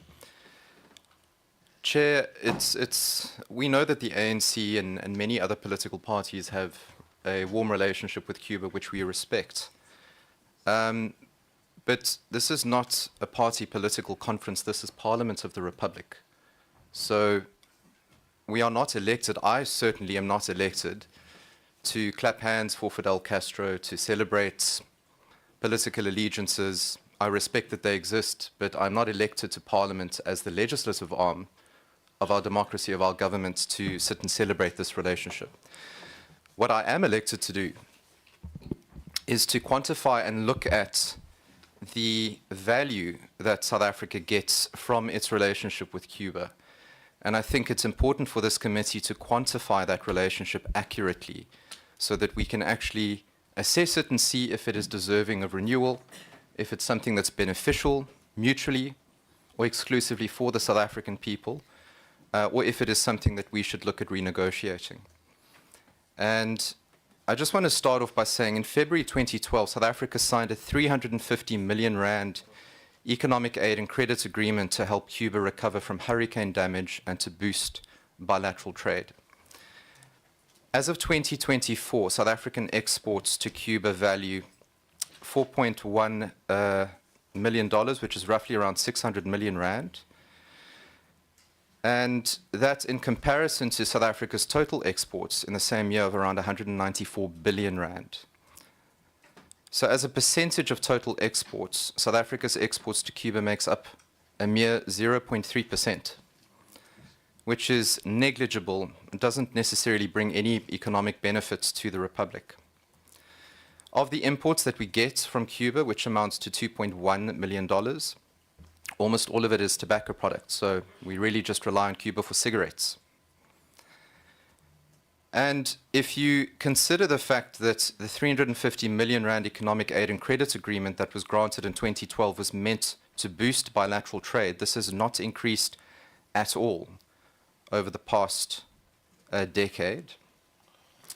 And if you consider the inhumane conditions that South Africans experience, which according to Stats South Africa equates to roughly 23 to 28% of our own children suffering from severe food poverty and millions of households experiencing daily hunger. I think that many South Africans would agree that that 350 million rand would be better spent feeding South Africa's children than going into a bilateral trade agreement that has produced nothing since it was granted. Between 2012 and 2022, the ANC government has spent 1.4 billion rand, on agreements with the Cuban government to employ Cuban workers and service providers. This is money that could have been spent on creating job opportunities and alleviating food security issues back home. If we look at defense agreements, Project Tusano, which was the original defense cooperation program with Cuba, generated 1.7 billion rand in irregular expenditure. The Auditor General of South Africa found the program breached the Public Finance Management Act and Treasury procurement rules. The Department of Defense and Military Veterans replaced Tusano with Project Khala this year and says the new program will cut costs by 82.3% over 5 years. That remains to be seen. We still send South African National Defense Force officers to Cuba for training that domestic military academies already provide with full accreditation. The cost to the taxpayer is 28 million rand unnecessarily, since recruits spend their first year not doing any military training, but learning Spanish for the first year. In July 2025, it emerged that a chartered flight costing more than $1.9 million carried more than 200 South African soldiers to Cuba, and this was defended by the department. Again, money that could be better spent on South Africa's needs. On the medical programs, the Nelson Mandela Fidel Castro Medical Training Program has sent South African students to study medicine in Cuba since 1997. We value bilateral relationships, but they must be assessed and reassessed to see whether or not they remain beneficial for the South African public, but more importantly for the taxpayers who spend money on these services. The Gauteng Department of Health spent about 368,000 Rand 24 per student per year on the program, which is 3 times as much as it costs to train the same student at a South African university. 3 times. And according to the professor who leads the academic partnership at the University of the Witwatersrand, it is no longer beneficial. Enrollment has collapsed. Gauteng alone sent 264 students to Cuba in 2019. By 2021, that number had fallen to 25. And it stayed there throughout 2022. The only 2 provinces still maintaining and using this program are Gauteng and the Northwest. Graduates finish about 2 years later than locally trained doctors. They lose 1 year to Spanish lessons before medical training starts. They then need a year of reorientation upon return before they can sit South African final exams. So it costs 3 times as much to train a doctor in Cuba. It takes 2 years longer, and they are not necessarily better equipped to deal with South Africa's medical facilities. Returning students and doctors, as reported, have described isolation, culture shock, and a curriculum built for Cuba's community clinics that does not match South African hospitals. During the COVID-19 lockdown, some students were left stranded on the island with limited government support, and their own families had to send food parcels. The program has produced some prominent alumni, but many still argue that the clinical training does not transfer well to South African conditions. I want to quote a report that came from a number of medical journalists and actually quotes a number of medical professors.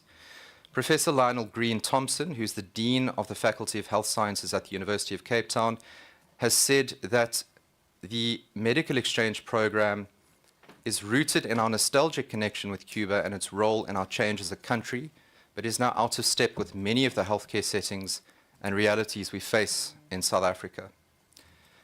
Further, Professor Shabir Mahdi, who's the Dean of the Faculty of Health Sciences at Wits University, says that the program costs an estimated 3 times more than what it costs to train a student in South Africa. This, he says, is enough reason for a beleaguered health department like Gauteng's to stop sending students to Cuba. He says that across universities, there's been a complete overhaul of the curriculum to be focused on primary healthcare. Students are also getting community exposure as early as first-year training.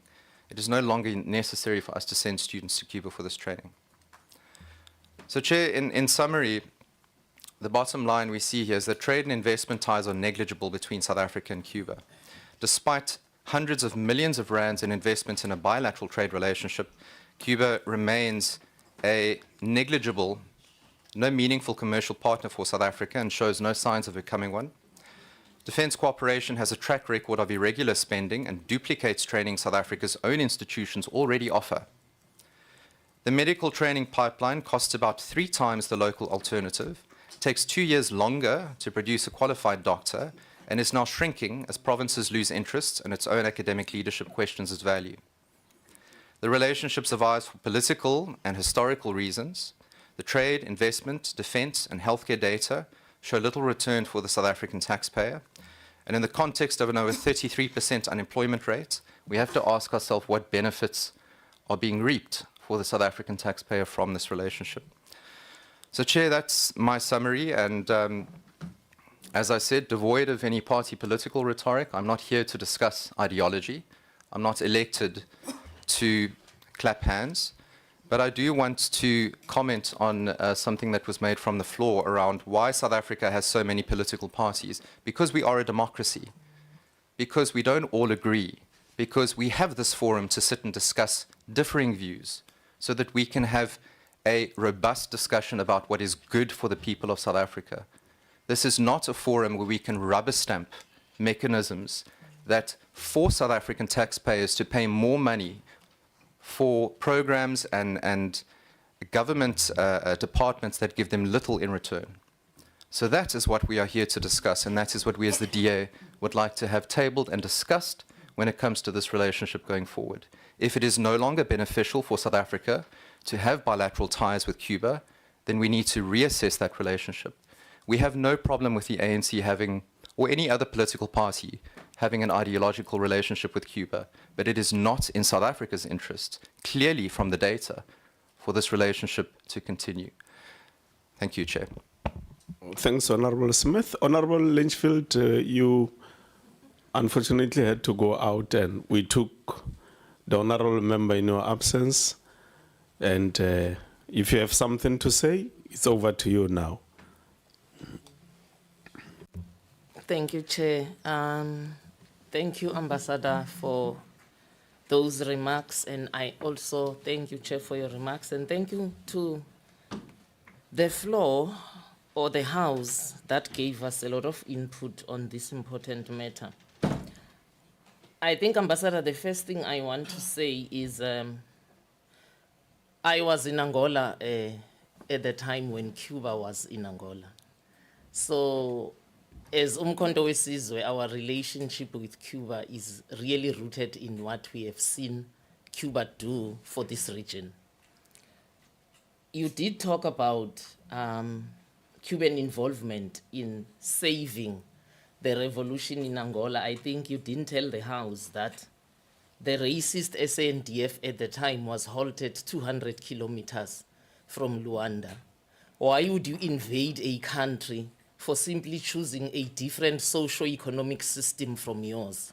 Is a question that lingers for me. But I think what you also didn't tell the House is that force was going to link with another force that was at the Battle of Kifwandongo, which was 20 kilometers from Luanda, actually. Again, supported by South Africa and Zaire at the time. Well, maybe it's the word I used, but the SADF was a racist defense force. That's why Africans were not in that defense force. So I stand by that word. So I think for me, we have seen Cuba really bending backwards to ensure that Southern Africa riddles itself from colonialism. But I think, again, what's missing in your comments is that it is Russian armaments that actually helped in that battle. That should not be lost again. Because, again, we are told that we should prefer the USA over Russia. Each time we prefer Russia, we are apolitical as Africans in this country. And then I think I want to premise my remarks, Chair, by just a quick response to what was presented here. Whether you view a medical system best depends on how you define medical excellence for us, Umkhonto weSizwe. Because Cuban training is based on primary health care, which is preventative, which is what we need. Why do you want to wait until I'm sick and then we are going to make sure that you draw in the Rockefeller health industry so that I can spend my money giving it to the Rockefeller health industry when it could have been prevented? So you can give me statistics. I mean, everybody can throw statistics around. And you can make statistics to fit the agenda that you are promoting. The fundamental issue is it is globally known that the Cuban health system is based more on prevention than cure. I think which is where the world should be going right now. But we also know it cannot be supported because then we are taking money away from the Rockefeller health industry. I don't even know why I even use health. From the Rockefeller medicine industry, which is why we no longer even train doctors today in the proper way. We train doctors to prescribe. They will tell you, talk to any medical student in South Africa, they will tell you, oh, you think you should take this for this. No. It's called scheduling. From year 2, they are really pulling their hair out of their heads because it's scheduling. You need to know this one is analgesic and this is what I prescribe. This one is this and this one. So we are training doctors really to be merchants of the Rockefeller health industry, for me. And Cuba is doing it differently. So we can't come here and deceive our people who are listening and say there is no longer any need for us to be sending doctors to Cuba. As a matter of fact, I don't know why it took us so long. We should have copied the Cuban health system and implement it here. This, for us, MKP, would be one of the recommendations. We need to start training our health practitioners the way Cuba is training their health practitioners. Notwithstanding that we sit in Gauteng and Cape Town and we think this is the epitome of South Africa. In the rural areas, that's the basic health care that we need, that primary health care. And then, Chair, I also want to draw us to a very important fact here. Capitalism is struggling globally currently, and so is Europe. The benefits of slavery and colonialism have dwindled and are dwindling. Now, for the first time, Europeans themselves are seeing face to face that capitalism is an evil system. If you're old like me, I'm older than you, by the way. I also look good for my age. If you lived in the 20th century, you will know that to turn on your television and you see a protest in Europe was just an anomaly. It wouldn't happen because they were still basking in the glory of what was stolen from Africa. Yeah. Now it's dwindling. Now they are facing this naked system, which is very cruel. Now, I don't want us to sit here and deceive ourselves that we are not facing the Bay of Pigs again, because that's what's happening. Yeah. You see, we call it, a lot of people say, the invasion of Ukraine by Russia. No, I just call it the Russia-Ukraine war, because I don't know who invaded each other there.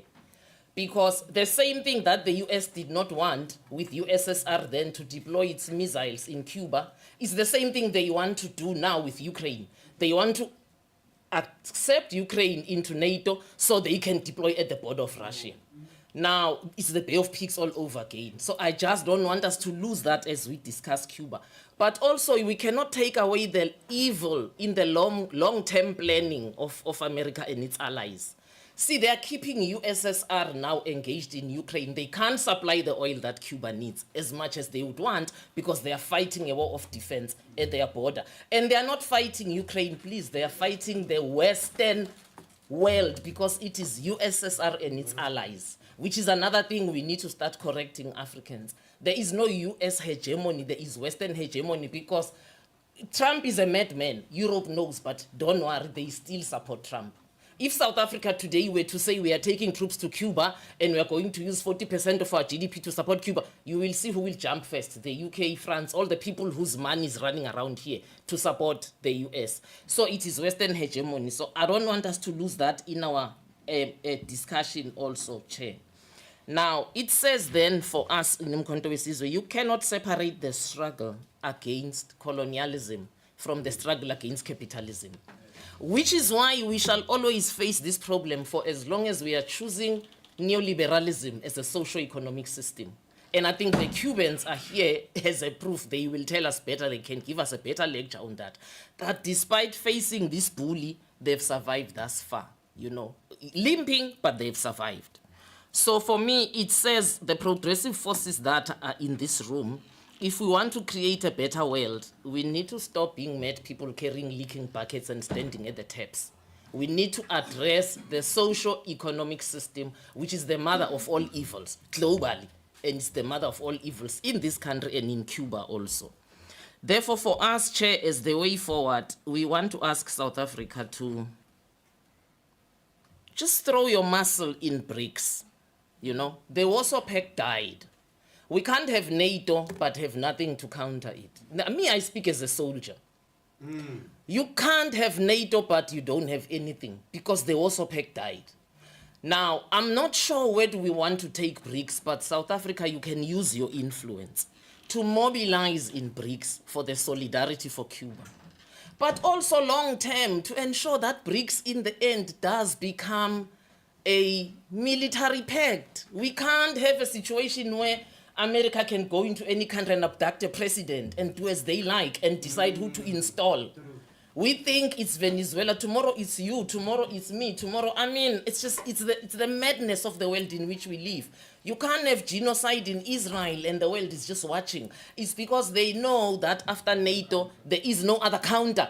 They can do as they wish. Therefore, Chair, we would really want to see South Africa play that role in BRICS. We would also want to see South Africa have separate bilaterals with China and Russia on the Cuban issue to see how more Cuba can be assisted. Again, within BRICS, you know the Gulf states have joined. UAE is a full member. Saudi Arabia has joined. They are waiting a ratification. Iran has joined.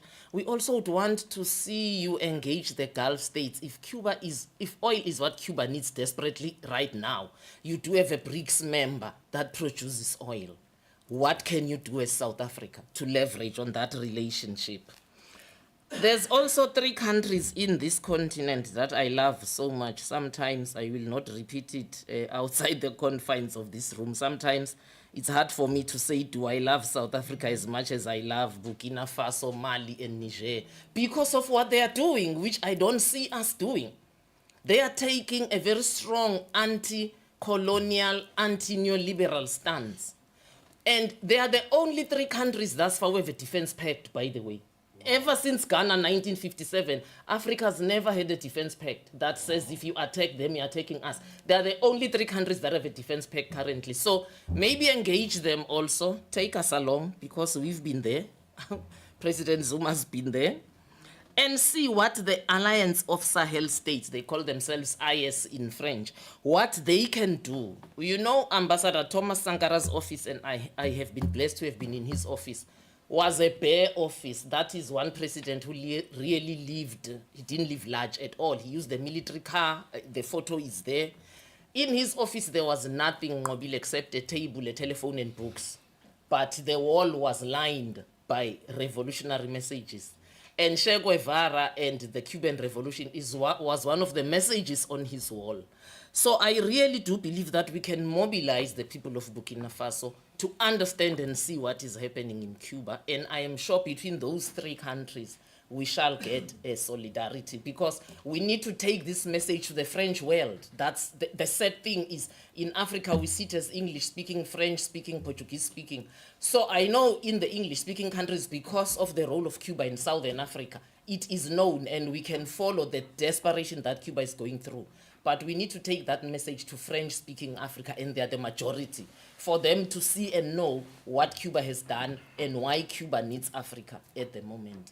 But yes, you have our support, and yeah, it is genocide what is happening. I agree with my colleague, and I agree with Honorable Ngobile, and I think we need to start framing it as such, Chair, and not say the embargo.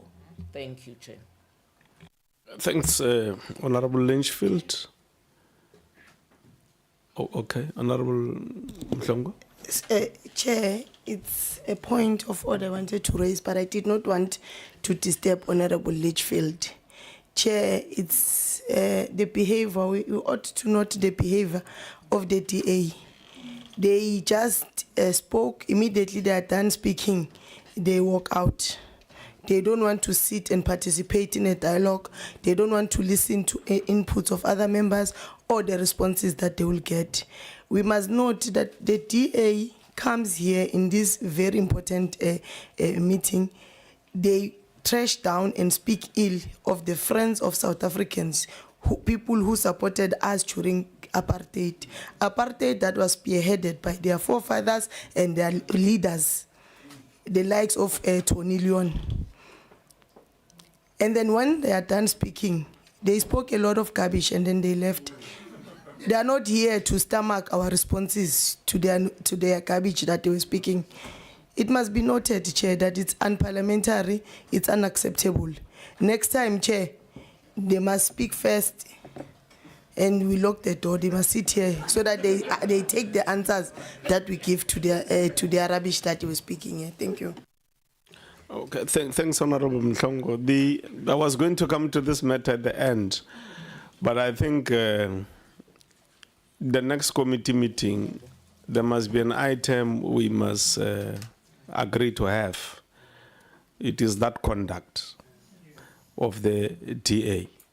So when we review this meeting with His Excellency here, we will have to just have that discussion alone on that conduct, and whether that conduct only reflects what happened in this meeting or is an inherent tendency within the Democratic Alliance to behave in the manner in which they did. So I'll suggest to the honorable members that we come to that matter in the next meeting, because democracy doesn't work like the way they are doing, and where you express your view and then you walk out.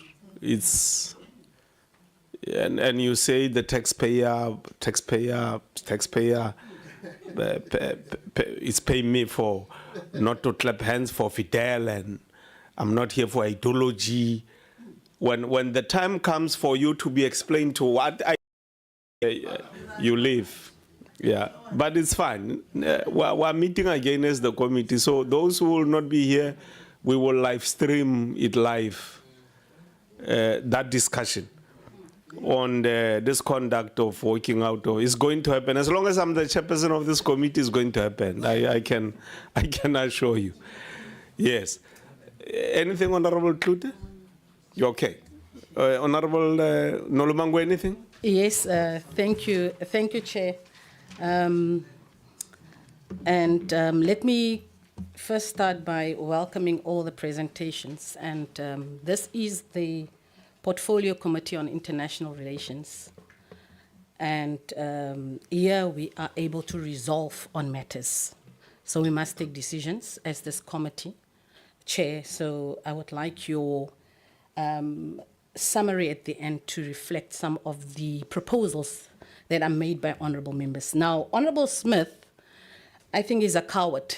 He tells us about what democracy is. Democracy, as you could see here, the majority of us are in unison. He's standing alone on his own. And I wanted to teach him that politics 101, but he ran away. Unfortunately, he will not understand the relations between South Africa and Cuba. The bilateral and political and multilateral relations between SA and Cuba are excellent, underpinned by historical ties forged in common struggle against the apartheid, colonialism, and the oppression. South Africa-Cuba relations were established long ago between the then Liberation Movement, the African National Congress, and the government and Communist Party of Cuba.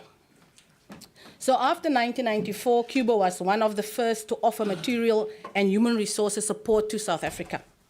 The success of South Africa's political bilateral and multilateral relations could therefore be measured in the extent of the numerous development and programs, cooperation projects, as well as strong political and social solidarity and support that exists between South Africa and Cuba.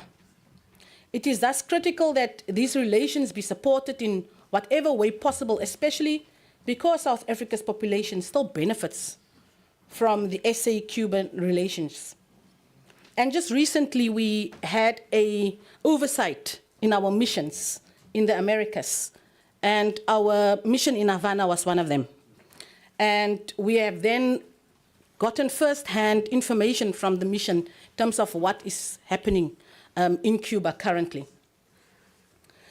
Both our countries maintain a broad framework of over 15 bilateral agreements in areas such as education, science and technology, agriculture, health, housing, water and sanitation, sports and culture. So it's not just the medical field that we always focus on, but there are several bilateral agreements. So cooperation remains particularly active in health, education, human settlements, and public works. Cuba's deployment of medical personnel, teachers, engineers, and technical specialists across South Africa's 8 provinces remains one of the most visible and valued pillars of the bilateral relationship, reinforcing the long-standing tradition of solidarity and practical cooperation between the two countries. So Cuba continues to train South African medical professionals under the Nelson Mandela Fidel Castro Medical Training Program, through which nearly 3,500 doctors have qualified. Notably, South Africa's first black female cardiovascular surgeon received a primary medical degree through this program, and that is commendable. Cuban medical personnel also remain deployed across South Africa, especially in our rural provinces, providing essential services and strengthening provincial health systems. So I would like to just pose the following questions to His Excellency. Of some of the information that we've received, that the Spanish hotel group, some of the Spanish hotel groups, withdrew from Spain. Now, I would have wanted to hear from you, Your Excellency, whether there have been any talks with Spain to ensure that, you know, these Spanish hotels come back to your country, because it assists in the broad or in the main with your tourism sector. So South Africa must therefore continue to consistently advocate in international bodies like the United Nations for the removal of the United States economic, commercial and financial embargo against Cuba. South Africa needs to assist Cuba with humanitarian aid, and that is one of my proposals. We could establish a solidarity fund to assist Cuba. We stand in solidarity with Cuba and must continue to pledge our continued mutual support for each other's economies, growth, development, and well-being of our peoples. We must therefore continue to enhance bilateral relations and cooperation in the multilateral arena. Thank you, Chairperson. Thanks very much, Honorable Nolumango. Ndatemuela, anything? Yeah, thank you for the opportunity, Chairperson, and greetings once again, His Excellency Rodriguez and Mr. Noriego, the political advisor, and also to recognize all the civil society organizations that are present here, the trade federations that are here, and all the political parties that are part and parcel of this discussion. And also through your discretion, Chair, we also want to applaud that you afforded them an opportunity to also raise their voice in this particular important discussion that we're having with the Cuban ambassador and all the stakeholders. I just want to emphasize to what honorable members have said here in terms of our relationship with Cuba, which is very strategic and very important for us as South Africa and us as the nation. This relationship that we're having with the Cuban people, it comes back to 3 decades now, where we had very progressive historic moments, politically and otherwise. We could not have this democracy that we're having here if it was not the Cuban people who stood side by side with us when it was not fashionable. It was Cuba chair during the COVID-19 that brought all their doctors here in this country. When the offspring of colonialism decide to have amnesia on those particular matters, we get very much worried because we know the impact that the Cuban Revolution have done to us, not only as South Africa, but as an Africa. That the Battle of Cotaconaval in Angola that Honorable Lynchfield spoke about here played a very meaningful role in ensuring that we fought the colonialism in Africa. And we cannot decide now that we must have amnesia because of what the offspring of colonialism think. We will also stood with the Cuban people side by side and will support you. We also support the decision that you are having to ensure that you support Cuba through the African Renaissance and international cooperation funds. We, as the portfolio committee from the African National Congress, we support it fully.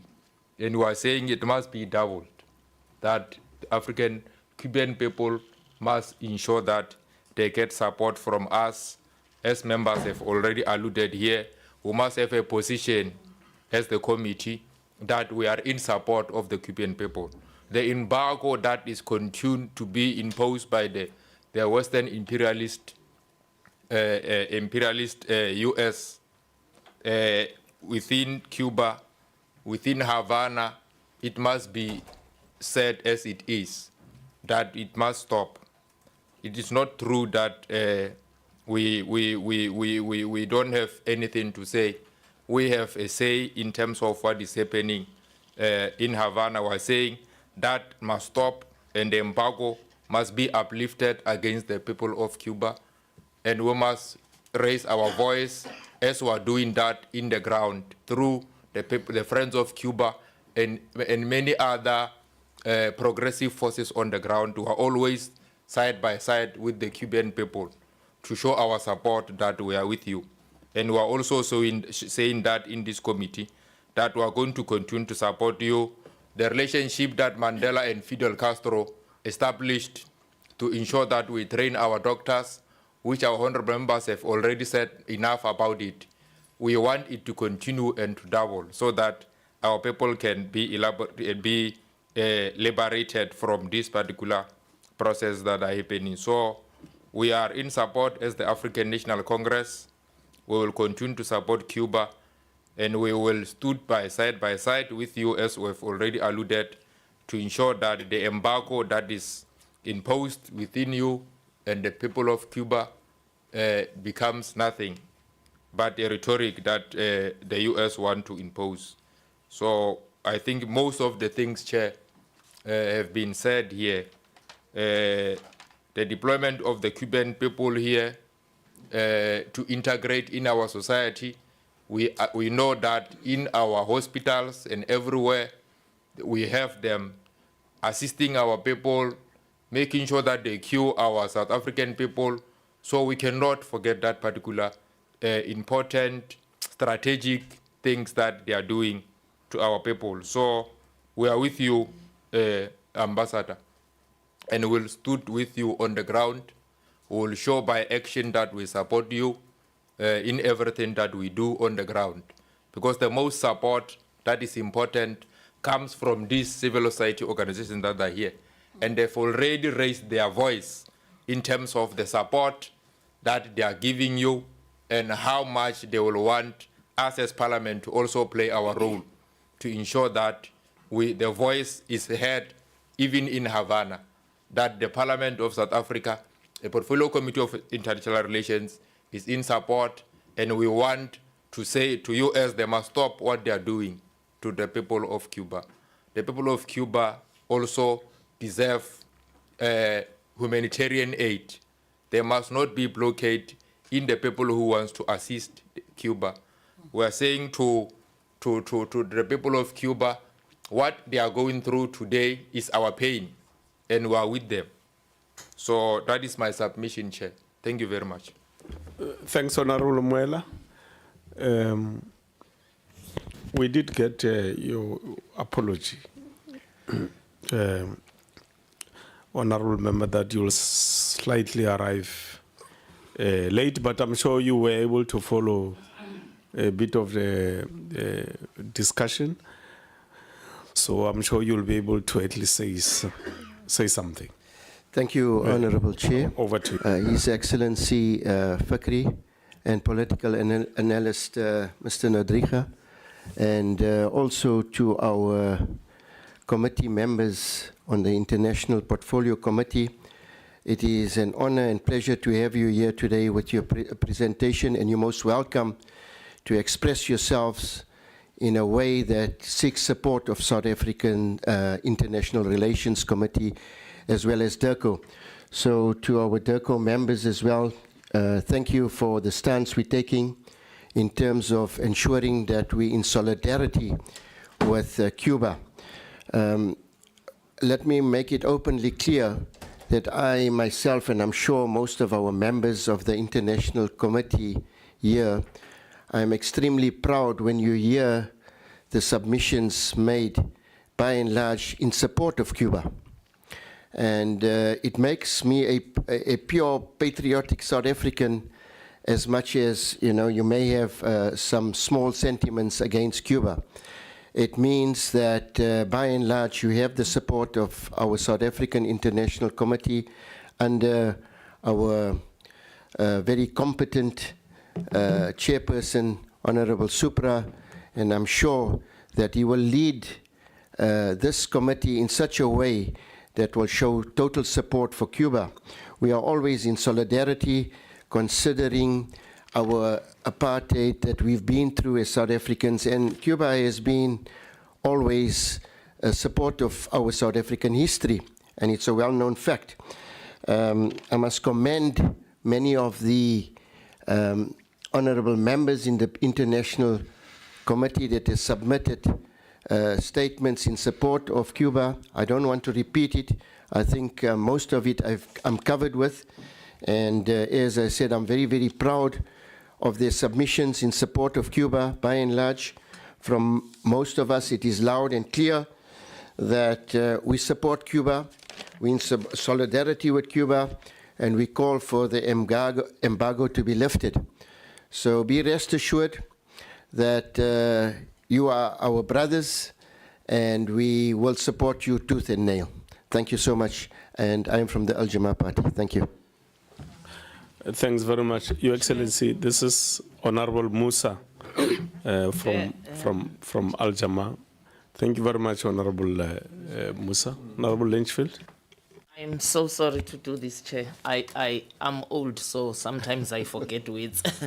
The word I was looking for is nutrition. We don't include nutrition as a subject in training our doctors. Can you imagine that? So you can't talk to your doctor about diet. You can only talk to them about the tablet. And for me, because this was elaborated and repeated so many times, for me it is where the Cuban doctor training comes in, and which is why it's preventative. Because I like the saying that says, let your food be thy medicine and thy medicine be thy food. And that's exactly where Cuba is rooted. Thank you, Chair. Thank you, and I'm sorry for interrupting you. Thanks, Honorable Lynchfield Chabalala. Derko, I don't know your sequence. If you want to make comments, it's really up to you.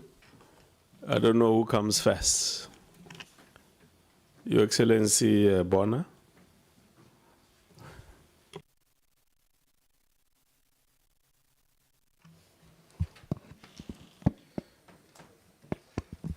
Good day, Honorable Chair and honorable members. Just some clarification first, whether we are responding to questions or we are giving our presentation.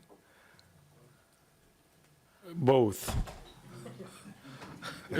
I thought, I mean, we, as a committee, we know exactly your presentation on ARF.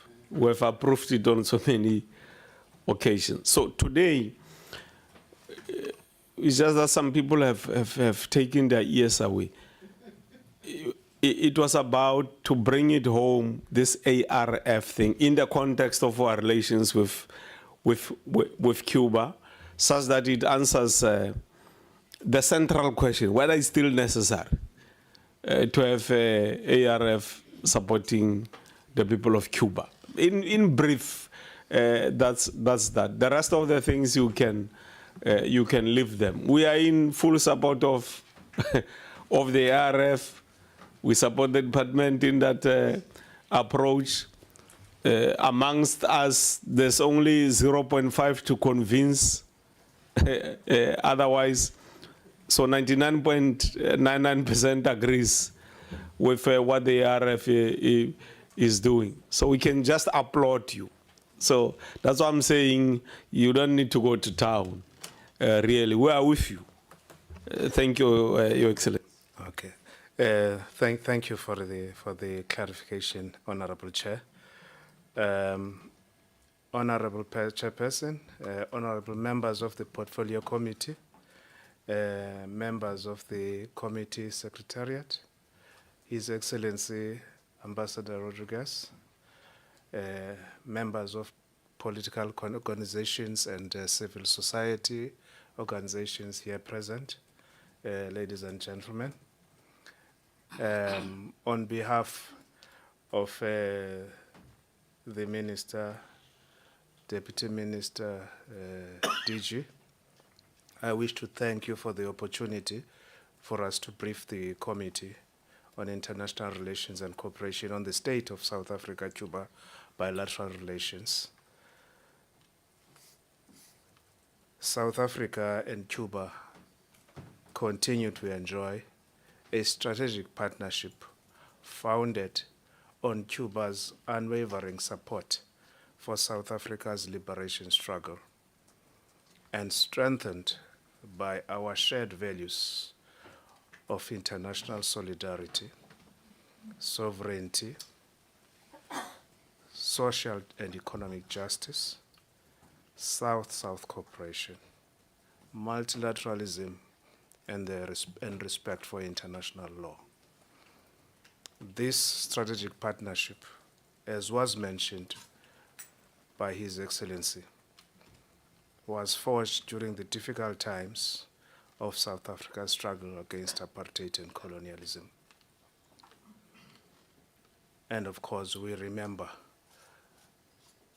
the massive sacrifices that Cuba made, especially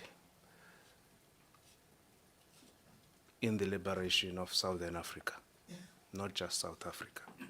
And of course, we fully endorse the ambassador's emphasis on the Battle of Kutokona Valley that turned the tide for the liberation struggle in Southern Africa, after which we saw independence in Namibia, followed by South Africa.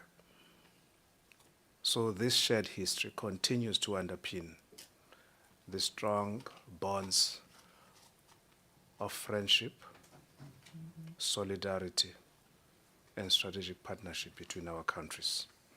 Now, since the establishment of diplomatic relations in 1994, the partnership has evolved into a broader development-oriented relationship that covers a wide scope, as was elaborated by the ambassador across the number of sectors, you know, including, of course, one of the premium cooperation programs, our health cooperation, which now is going beyond just the exchange of training of medical doctors and the deployment of Cuban medical practitioners in South Africa. We are moving now to a mutually beneficial investment and technical cooperation partnership, focusing on the biopharmaceutical sector, so that we can maximize our complementarities in terms of our capabilities in research, in product development, in commercialization of biopharmaceuticals products. And this is a project that currently we're working on between us, Department of Science and Technology, Ministry of Science in Cuba, and relevant institutions in South Africa, such as the Technology and Innovation Agency under the Department of Science and Technology, as well as Bio-Cuba Pharma in Cuba. So beyond the training of medical professionals, now the partnership is now beginning also to contribute to our priorities in terms of our industrial policy, because the biopharmaceutical sector is one of the priority sectors in our industrial policy. And of course, this partnership will also help to ramp up also our trade, you know, in terms of these high value pharmaceutical products, and answer the question that the continent has also been busy with about developing the continent's capacity to produce its own medicines and vaccines.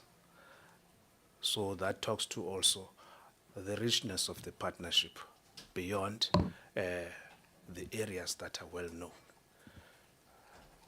So I will not go into detail, but I will want to defer to my sister to talk more on the ARF.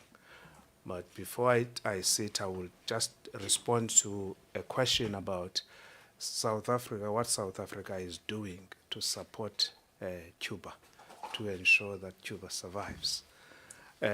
What was elaborated by the Honorable Chair, by His Excellency the Ambassador, in terms of our sectoral cooperation and the concept of a developmental partnership that I highlighted, it talks to that. Politically, our solidarity with Cuba in terms of our bilateral engagements. One of the honorable members asked us to put the matter on the agenda of our bilateral meetings. We consistently do that, not only for Cuba, but also for the people of Palestine, Western Sahara, and so on and so forth. At a regional level also, we continue as part of the broader African continent, in the G77 plus China, in the non-aligned movement, in BRICS, and at the UN. And consistently, South Africa has championed the UN General Assembly resolution, annual resolution, calling on the lifting of the economic, commercial, and financial embargo against Cuba, and calling also for the removal of Cuba from the US's, declaration of Cuba as a sponsor of terrorism. So this is our voice, working with Cuba and other like-minded countries to continue to champion the cause of Cuba, because the cause of Cuba is also our cause too. So that is in response to the question of what we are doing. We can talk about that some more at some point, but through you, Honorable Chair, if I may, I would like to defer to my colleague to talk to the Africa Renaissance Fund and other areas that might be of interest. I thank you. Good afternoon, honorable members. Thank you, Ambassador Bona, Honorable Chair, and His Excellency, the Ambassador of Cuba. Honorable members, it is an honor for the African Renaissance Fund to come and engage the Portfolio Committee on the cooperation framework which we have with Cuba. I will structure my discussions around maybe giving the committee some background on the historic aid assistance. This is one of the aid assistance that has been successful in terms of implementation. And one needs to appreciate the Ambassador of Cuba for being instrumental and accessible to the ARF as we delivered this aid assistance. We are an entity of government listed in the PFMA as a Schedule 3, governed by the ARF Act 51 of 2000. Our mandate, just to touch on it, is that we have an international mandate which is to enhance cooperation between South Africa and other countries, particularly supporting foreign policy objectives. And our strategic objectives, which I want to dwell on for the purpose of this discussion, is humanitarian aid and socio-economic development. The aid assistance that was afforded to Cuba particularly aligned to this too. And it's quite a pleasure to be engaging the committee when actually the impact assessment on this aid assistance was finalized by the independent service provider who has rated, but I will touch on that before I close. The aid assistance was structured into 3 facilities back in 2012, just to address some of the comments from the honorable members. What is not coming out clearly, Honorable Chair, is that this 350 million, 210 was a credit facility. And let me present to the committee that the government of Cuba has managed to repay this with only 1 installment that is outstanding. And we also appreciate that the first tranche of this 210 million was paid in 2 installments, and we had the 140 million, which was also paid as scheduled. So, and one needs to also appreciate that this is one of the projects that benefited both South Africa and Cuba. Why am I saying that to the committee? I'm saying that while I reflect on the key benefits. We afforded this credit facility, but the goods were sourced in South Africa. So firstly, we acknowledge that one of the key benefits was solidarity. And secondly, we acknowledge the food security provisions. As these goods and items were sourced in South Africa, jobs were created in South Africa, and jobs were further created in Cuba, and there was that export. Hence, our colleagues from the DTIC, which is who become our most partners, have said trade has improved because of this economic package. The goods were certified for local content, and this was also reported under the trade aspect, respectively. But while we touch on that, we are also cognizant that we've had some challenges, but however, it's challenges that we reflect on as a learning tool. Why are we saying that? The measuring criteria from the African Renaissance Fund to say, out of this economic package, what have we achieved? There's still a lot of learning on how we need to quantify, but the benefits have been quite significant. Hence, some of the reported outcomes might not align to the work that was done through this African Renaissance Fund. But we also acknowledge the delays with implementation. We are an entity that is aligned to the PFMA, which means that compliance requirements are quite prevalent to the work that we do. We have to observe year-end closure. We have to observe the audit process to be finalized. As we speak, we just finalize our audit process, and that it will only, the audit report from that is unlocking discussions that we need to have with Treasury from this month on how we look and implement the plans that South Africa has for Cuba. And what we also need to highlight is that this credit facility was also charged at an interest of 4%. So there is 12 million that was accrued in interest. So while you reflect, you also take into account that there was also some generation of revenue, and which was also paid back. And as we approach the National Treasury, this is one of the key pillars and the key discussions that will be advancing our request going into the next tranches. As I've articulated earlier, impact assessment was concluded on the Cuba economic package, and it was rated high amongst other projects that the ARF has contributed to the continent and other countries. But why it was rated high, it's because it was aligned to the foreign policy objectives for South Africa It was also aligned to the ARF the ARF strategic objectives, but further than that, it impacted and benefited to the secondary impact, which is revenue generation. This means that yes, we have funded and assisted Cuba, but however, the flow of the economic benefits went back into the South African economy. Chair, let me reflect as I approach closure to say, where to from here?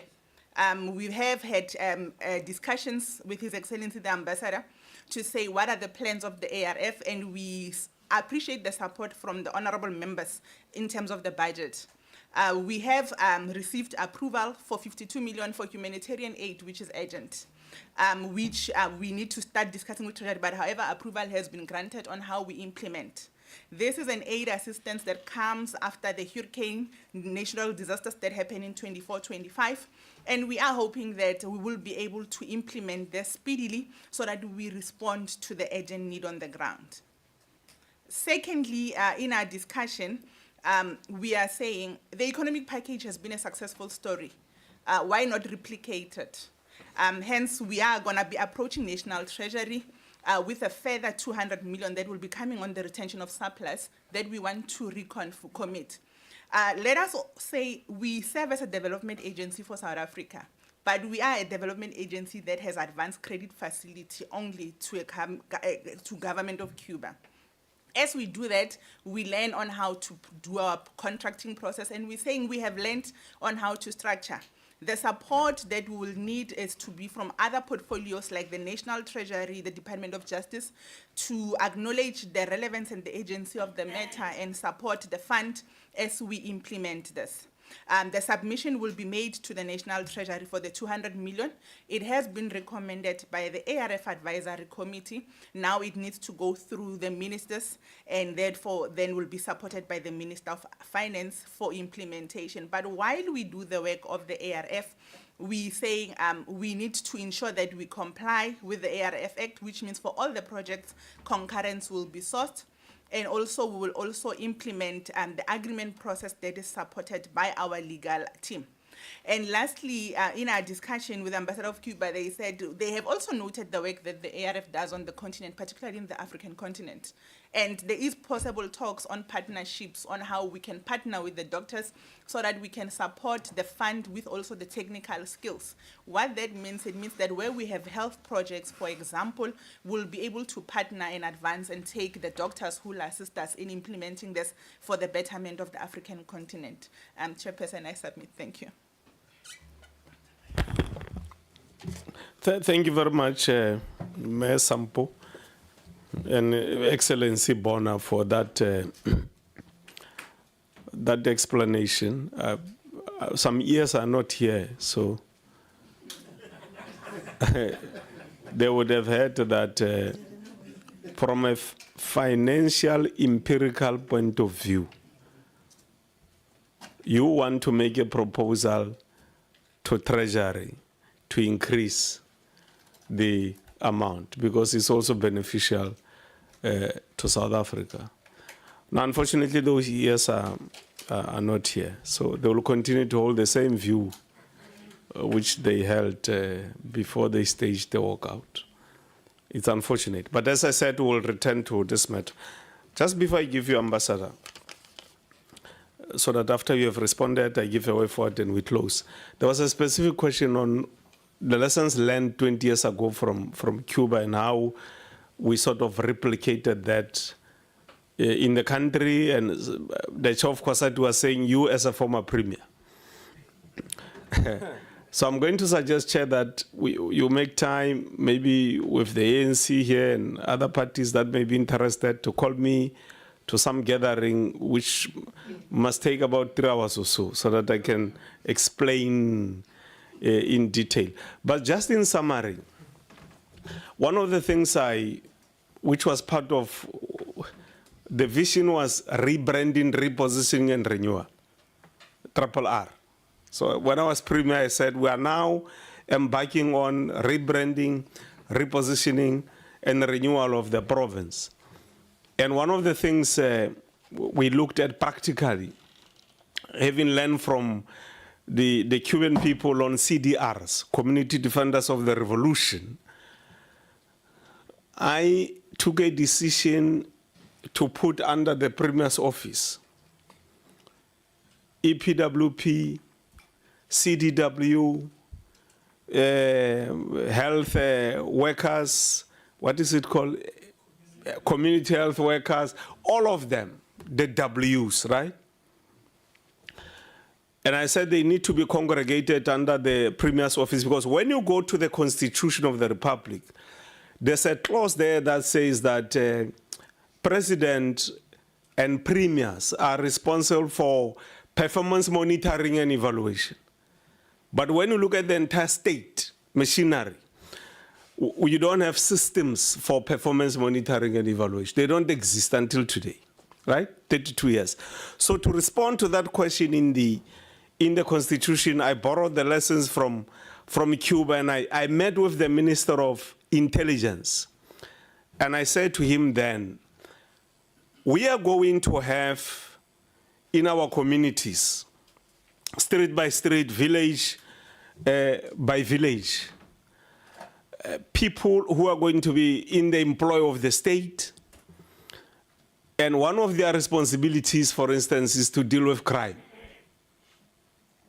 which means every tavern, every area where people congregate or they work, you will have had people who are working with the state to collect and transmit information, and they're going to link with the intelligence, with the police, and with the National Defense Force, including counterintelligence. So that the drug cartels, we can easily, for instance, deal with them. If there are people who are going to plan to do something to state-owned assets, you'll know in advance what is going. So it's an early warning system. On the service delivery side, the CDRs who are locally based will have been in every street. And I said to them, as a premier, we must use technology so that on a daily basis, 3 o'clock, I get a report on every township and every village, because we will have deployed people with gadgets in every village, every township, in every street, to report on what happened in your street today, on everything. So that information then comes to the Premier's office. We do decoding and we do intervention. Where we need to do disruption, we do disruption to keep order. So that was the vision. So all this problem that we have now about tax shops, ownership, this and that, distribution of drugs, and we would have dealt with that problem, including ensuring that every project of government, daily, 3 o'clock, the Premier receives a report, them using their gadgets to report. Whatever project we have on the ground is reported on a daily basis. Because there's a weakness in the PFMA, where people do malicious compliance. The PFMA says, you report through the quarterly report and annual report. It means if you're a president or you're a premier, you get 5 reports. It's quarterly, which is 4, and then annual report. You get 5 reports. The rest is just frustration of people writing to you and so on. But legally, based on the PFMA, you get 5 reports, and it's reactive action. So we wanted to change that to become proactive with the lessons learned from the CDRs. As I said, we had started the process to introduce community, not community defenders of the revolution, but frontline troopers, revolutionary frontline troopers who were going to be paid by the state. So there would have been order had we implemented that system. And using the same system to shift the economy in the agricultural sector from over-concentration in white hands. The intention was then to make sure that you develop a system where all your farmers, black, assisted by the government, and we intended to establish a state bank, which was just going to help our farmers. this massive number of volunteers would have been in the farms to make sure that they work, and you simply take them as EPWPs so that the question doesn't arise, why was it not competitive, they did not apply, and so on. And then you kill unemployment. Minister Tito Mboweni of Finance, when he was alive, I said to him, and may his soul rest in peace, can we please stop giving individuals the tenders on school nutrition? And he said, what must we do, Premier? I said to him, Minister, look at the total number of classrooms in South Africa. It's over 40,000 classrooms. And I said to him, for me, that's over 40,000 entrepreneurs. If we were to give each entrepreneur a classroom. So what do you do in a classroom? These gadgets, is you who support the software, the hardware, the training, the maintenance, in the classroom, the food, nutrition, the books, learner support material, transport, airtime, data, everything in a classroom. So those 40 kids are your market. And as an entrepreneur, you grow. So unfortunately, our government still decided to give individuals the entire school nutrition program and other amenities which must be done in the school. So those lessons were from how the Cubans and the Chinese approached matters of development and keeping order in society and so on. But if you call me, Chairman, sometime to Western Cape here, I will elaborate more on this matter. I'm doing a foundation now which is going to drill deeper into this matter, how we must adopt more or less the Chinese model of economic empowerment from the periphery to the center, instead of hoping trickle down can work, which has not worked in the last 30 years. So that's some of the things I thought I need to do rather through my foundation, because in government is very, very difficult. So those are my responses to what did we do. So by now you'll be having in the Cape Flats those people in the streets making sure that what is happening in the Cape Flats here doesn't happen. That's why we've got soldiers, but the problem is not stopping.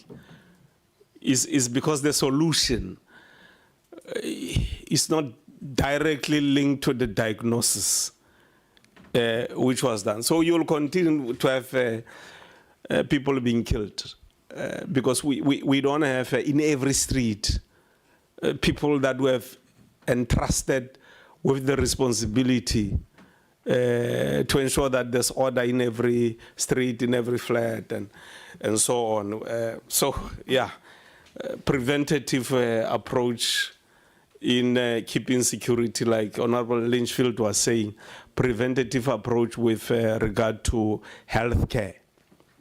And she's right that if you maintain the status quo in as far as the healthcare is concerned, it's just to make this medical conglomerates more and more richer. That is what is going to happen. And we are not even told, why do we have black people who still reach 105 years, 110? There's no research done why, when they are not using these things which are being used, but they live longer, which means we have a solution, but because it doesn't favor the growth of the capitalist system in South Africa, it's not going to be used. It's not going to be used so that you eat tablets and the tablets have got side effects and they don't tell you the full story about the side effects. That is what happens, right? And then you become a perpetual contributor to medical aid. Then you are a perpetual contributor again to the cycle of forever getting sick. That's the problem we have. And one thing I was going to say to Honorable Smith about the ideology is that if there's a problem with ideology, why do they think the capitalist system is not an ideology? Because it's ideological. It's how you use resources at your disposal to advance your strategic objective. And the capitalist system is about accumulation, accumulation, accumulation, accumulation. The socialist system is the opposite, right? And that is ideological. That is why he was able to go to the best schools at his young age in South Africa. And us, the black people, we couldn't go to the best schools. Some of us are products of the Bantu education system, which was an extension of the capitalist system. When he is not a product of the Bantu education system at all. We were forced to learn their language, right, at school. So you first have Ame Motswana. I have to think in Setswana first, and then in my head, translate that to English or Afrikaans and be able to express myself. When they did not have to go through that barrier. So you think in Afrikaans, you say in Afrikaans. When you must still think in Zulu, Xhosa, Tswana, Tswana, Sesotho, and so on, and then go to English or Afrikaans for the benefit of the colonizer. But because there's memory lapse over time, we will have honorable members like Honorable Smith who say no, it was not ideological. When it was ideological. I'm now giving over to you, Your Excellency. No, thanks a lot. I think we can all agree that this has been a wonderful exchange, a very frank exchange, a very meaningful exchange, and that I'm sure it will have a direct impact on the development of South Africa and Cuba relations. As some of the members have said, we have had a very close relation with Parliament of South Africa for many, many years. Specifically the portfolio of international relations. Very recently we had a very good exchange. So we are very appreciative of the opportunity for us to come and discuss Cuba at this level. This is also part of saving Cuba. This is also part of helping our nation survive the aggression of the US. When we look at and it has been discussed today, what can we do? There's always many things that many people can do in their own space. You cannot ask someone to overlap his own area and do things that are not at their level or at their moment. Here we have very diverse group of people, and they're all doing something for Cuba in their own space. And we are very appreciative of that. We've got the trade unions, which have always had an excellent relation with Cuba. They have had a direct impact, material impact, but also very concrete declaratory actions for Cuba. We have the doctors graduated from Cuba, with which all of them are distributed all over the country, and they carry the word of Cuba every time they have a patient, every time they have a Cuban doctor working with them. They work very in unison, and I'm sure that the level of preparation of these doctors, it's immense, and they're being able to provide for South African population. But also we have the political parties, and if there is something that we can see today is unity in a sense of providing support to Cuba and backing and acknowledging the support that Cuba has done. I think that is a very strong point that we always have to carry around, that most of the vast majority of political parties in South Africa are appreciative of Cuba and are in support of coming together to support Cuba at any given point. And saying that, of course, this committee is essential in doing that one, because the South African Parliament, of course, it's a leading entity regionally, internationally.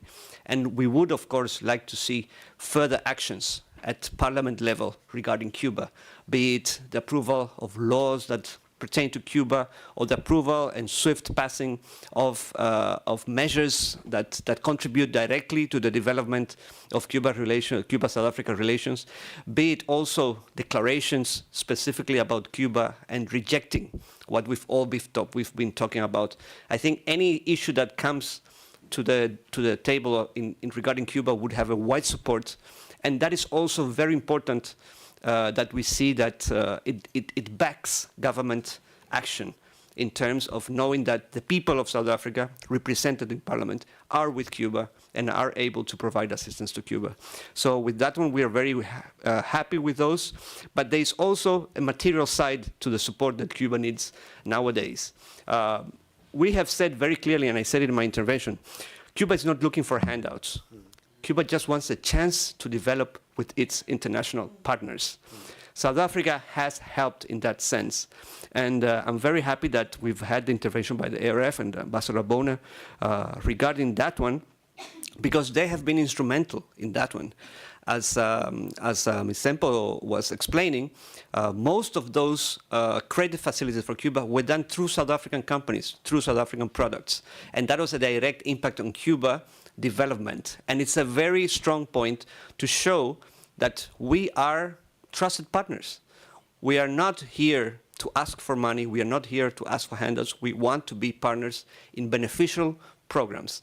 Ambassador Bono touched on one which is essential, and I think is very, very easy and quick to implement.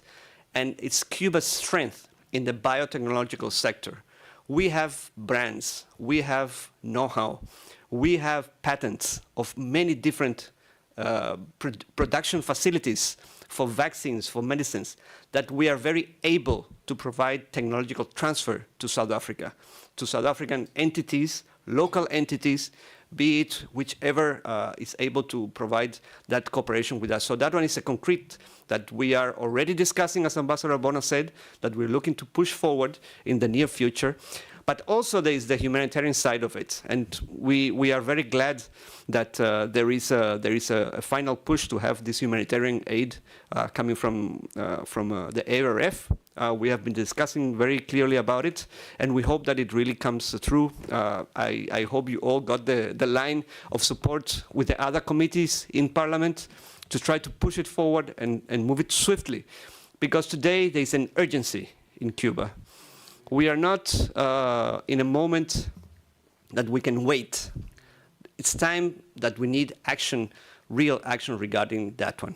So just to comment very quickly on some of the questions or issues raised, there was one about the BRICS relation with Cuba. Cuba has become a partner of the BRICS group. And there is a lot of, the BRICS is expanding.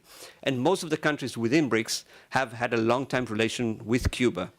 I can say very clearly that countries like Russia and China have been instrumental in the survival of Cuba in the last 8 months. Especially Russia, which of course was able to break that fuel blockade by sending a ship. But as the honorable member said, they have their own internal issues that they have to deal with. We are very appreciative of every country's position in its domestic arena, in its international projection. So we are very appreciative of whatever efforts every country can do. But you always see Ministry of Foreign Affairs of Russia discussing the Cuba issue. You always see the president always raising the issue in different international arenas. You get like countries like China, we're talking about the BRICS members. With China, there has been an exponential humanitarian assistance in terms of providing, I can't say the number because it's all those megawatts and whatever, it's just huge, the amount of solar panel systems that the Chinese government and private entities have also sent to Cuba to try to diminish our dependency on fuel oils, which we don't have, and depend more on what we have and nobody can block, which is the sun. So in the terms of concrete actions, China has been there for that one. So, of course, BRICS is a space in which we can all work. There are also banks and funds associated to that mechanism that we can also try to explore. And regarding the Spanish companies from the tourism sector, yes, we've had, I mean, remember that Cuba, when we had the Periodo Especial, which is the special period when the Soviet Union disappeared, and Cuba, which was part of that system, was left alone in its commerce. We had a huge crisis, and we implemented the opening up of the tourism sector. And we started partnering with international companies who were very well versed in the tourism industry. And most of them were Spanish companies, like Meliá hotels, like Iberostar hotels, and a number of other chains from Spain and other European countries, and Canadian also. And they started to also partner with Cuban companies in order to develop the tourism sector, which you know from most of you or all of you that have been to Cuba, tourism sector in Cuba is huge. The Sun and Beach area is monumental, and they were able to assist Cuba in providing that infrastructure. But that also changed with the years. As we had the infrastructure, they also provided a lot of skills in managing the tourism sector. So most of our hotels in Cuba are usually joint ventures between those companies and Cuban companies who mostly own the infrastructure, and the foreign company manages the infrastructure and the service provider. Now, due to the current situation and the threats by the American government, especially Trump, on countries, but also and especially on private companies, to halt their relations within the US if they continue providing services or doing business with Cuba. And then that has provoked that, for example, a company like Meliá, who has been 30 years in Cuba, has said, no, we need to take a step back, and they left the 32 hotels they had in Cuba for good, at least for now, until a better moment comes to life. So all those hotels, all that tourism sector, which is at a standstill, because also travelers are not going to Cuba, given the situation that there is with the fuel shortages and the airlines. So the hotels are now in our hands. We manage them, but we do not have, we are lacking the international support, especially in terms of marketing and bringing people actually with their systems to our hotels. So if you look at it, it's also part of that very surgical approach to Cuba. Let's cut off exactly what they need. Let's go to a tourism sector. Let's go to a financial sector. Did you know that Visa and MasterCard are no longer able to be used in Cuba? It's hilarious. I mean, nobody travels with cash nowadays. But if you go to Cuba now with your bank card from South Africa, and it's a Visa or MasterCard, you will not be able to swipe in Cuba because of the sanctions. So how can you ask a traveler to travel to Cuba with a pack of US dollars in the luggage? So these are type of things that they are looking forward to cutting off and suffocating the main areas from which Cuba beneficiates. And when we say tourism are thousands and thousands of jobs lost. It's thousands of families that are suffering from it. And this is not an issue that, because always, usually the government of the US and Marco Rubio and Trump, they always say they are targeting government, they're targeting government officials, but in reality, it's the suffocation of the Cuban population which has been happening, and it's the final objective, because they are trying to entice a rebellion, internal rebellion in Cuba, to down with the government, which is completely illegal, which is completely out of international norms. But as we said, the days we live in are not very enticing to world order. But having said that, we look forward to engaging. I am very happy that we have our friends from Focus present here. I would ask all of you to support Focus, to come close to them. They have years of experience regarding Cuba. They have years of connections with the people of Cuba, not with the government, not with specific entities, but with the people of Cuba. They travel, they carry medicines in their bags when they go to Cuba. I wish that every single one of the members of parliament can have a close relation. I know they have, but they have a better relation with Focus in Cape Town, which is one of the main places where they have activities, but all around South Africa as well. And there are other organizations that are springing up to support Cuba. Doctors for Cuba, for South Africa is one of them. And there are other entities that are focusing on material support for Cuba. So any of these organizations will gladly receive the support of the members of this House. So thank you very much. We are very happy for this one, and we hope it's not the last one. Thanks. Thanks, Your Excellency. Way forward, honorable members. One, okay, let me not mention them. We agree that South Africa must continue to pursue the matter of Cuba at the United Nations levels. Secondly, that South Africa must work with like-minded countries to make sure that the African Union also continues to pay attention to matters of Cuba. Thirdly, that South Africa continues to use BRICS platform to pursue this particular matter of the support for Cuba. There's also a proposal that as Parliament we will have to try and suggest some kind of a debate in Parliament which will result in a resolution by the Parliament of the Republic of South Africa on solidarity with Cuba.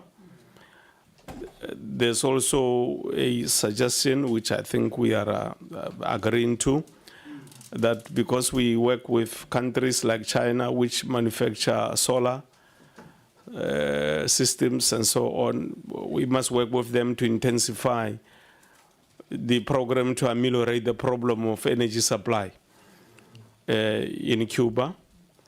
The next one is on medical supplies, that we try to do everything possible with those who are going to be in solidarity with us in Cuba to assist with medical supplies.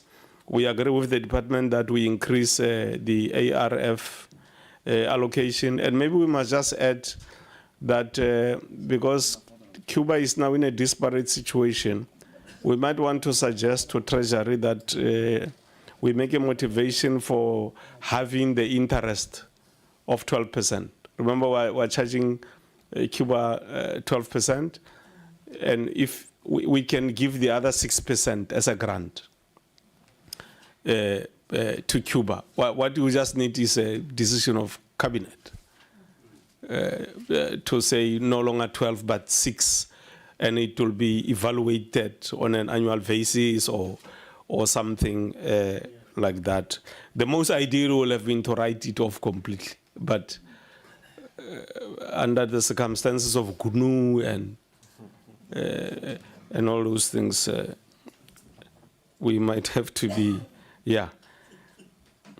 And then I want to suggest to those who are in focus that South Africa has got 4,488 wards. What we must do is to make sure that at least we have one person which will be part of focus matters in every ward.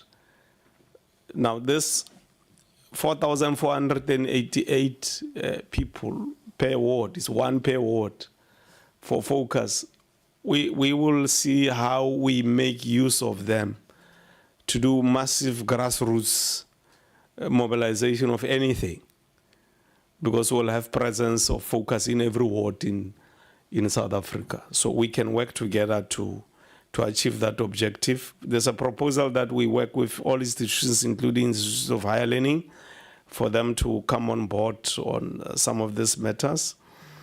I also want to suggest that as MPs, we start a process of MPs for solidarity with Cuba. And we do it within, it starts here in this committee. And then we mobilize that through the African continent, so that all MPs who are progressive must be in solidarity with Cuba. And after the continent, then we do BRICS. so that all MPs individually, we can form that body, which will in future not only deal with Cuba, but any other future challenge that we will come across. Is it agreed to, honorable members? Okay, that's excellent. I saw former Minister of International Relations in Cuba yesterday, Nkosazana Dlamini Zuma. I'm going to suggest to her, with tacit approval from the committee, that it's good that she went to Cuba yesterday, but that in addition to that, as the former Minister of International Relations for South Africa and the chair of the AU, she must mobilize all the formers, former ambassadors, consulate generals, former ministers, former this, former that, in the entire continent, and form a body that will be in solidarity with the plight of the people of Cuba. She can lead that campaign of all the former this, former that, who must help the people of Cuba. Later, we will also include Palestine, Western Sahara, and all other people who are still casualties of the Western value system onslaught. So I think that's our way forward. I also want to suggest, honorable members, that because Nelson Mandela and El Commandant Fidel signed the agreement on the 11th of May, 1996, and May is Africa Month, that we dedicate that day. It becomes an annual, some kind of an event where we dedicate that day to the struggles of the people of Cuba and solidarity as Africans, the entire Africa, not just South Africa, with them, led by South Africa. And we do it during Africa Month, so that we push the African agenda to include the plight of the people of Cuba. Agreed? I want to take this opportunity, Your Excellency, Comrade Rodriguez, to thank you for coming to the committee, not for the first time. I made a mistake by saying it's for the first time. This is the second. The first, some of us were not there. We were held up somewhere. So thank you very much for coming here, and your team. Never relent, because the struggle for the triumph of the revolution of the people of Cuba and the rest of progressive forces in the world, we know it's inherently protracted. It's not an easy struggle. So we must never relent. We must never give up that struggle. It has to continue under all circumstances. And I want to thank the honorable members who were here from the beginning and the end. I don't want to say I thank members for coming to the meeting. I want to thank members who were here from the beginning to the end, honorable members, and for supporting the cause of our people. All political organizations that are here, Focus, trade unions that are here, especially COSATU, we really, really want to thank you. The First Nation, I hope one day we can use an opportunity here in Parliament to petition Parliament. That statue of Louis Botha, there's a statue here of Louis Botha. That statue, in my view, I told Honorable Douglas one day, it has to be replaced maybe with our leader of the people, Auchimadu, because he led the struggle here. You can discuss it on your own and decide, but as long as Louis Botha is not there, right, make a petition. They called him the, I don't know why they decided to call him the strandloper. He read the strandloper. Yeah, he read the strandloper. Yeah, the strandloper, yeah. Yeah. So instead of Louis Botha, because when you come to Parliament here, the first sign that you come across. Not even Nelson Mandela. Nelson Mandela's head is there at the back, somewhere there, is Louis Botha. And we know what people like Louis Botha have done in this country. So thank you for coming. Some of us are descendants of the first nation. We get our strength when we see you amongst us. The staff, for making sure that our meeting go well today. Thank you very much. The media which was following the proceedings, thank you very much for making sure that this is reported and is not kept in silence. I've been requested to ask honorable members and yourself, Your Excellency, that we proceed to the building next door. What is it called? NCOP building. We proceed to that building, and after proceeding to that building, lunch is at Max Restaurant. No, Chair. Where? The lunch will be served at Old Assembly, Chair, on that side. Okay. When we go to that side We'll follow you. Yes. We'll Yes. Go for a group Lunch photo will be after that. at, is it for everybody? For everybody, Chair. Okay, everybody is invited for lunch in the next building. Thank you very much. Chair, let me just, sorry, Okay, okay. sorry for breaking protocol. I just want to recognize your leadership today of this important meeting for us, especially on such an important day for Cuba, which is the 100th anniversary of Fidel Castro tomorrow. And we wanted to present you, and of course for the Portfolio Committee on International Relations, this book on Fidel for your safekeeping. Let's go this side.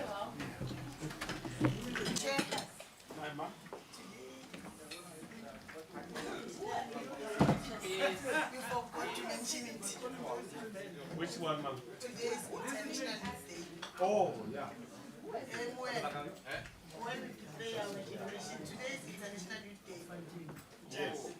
Me and you, we don't say anything. International. Then Dara say send it out to the elders. Don't leave the struggle of the Cuban people. Long live!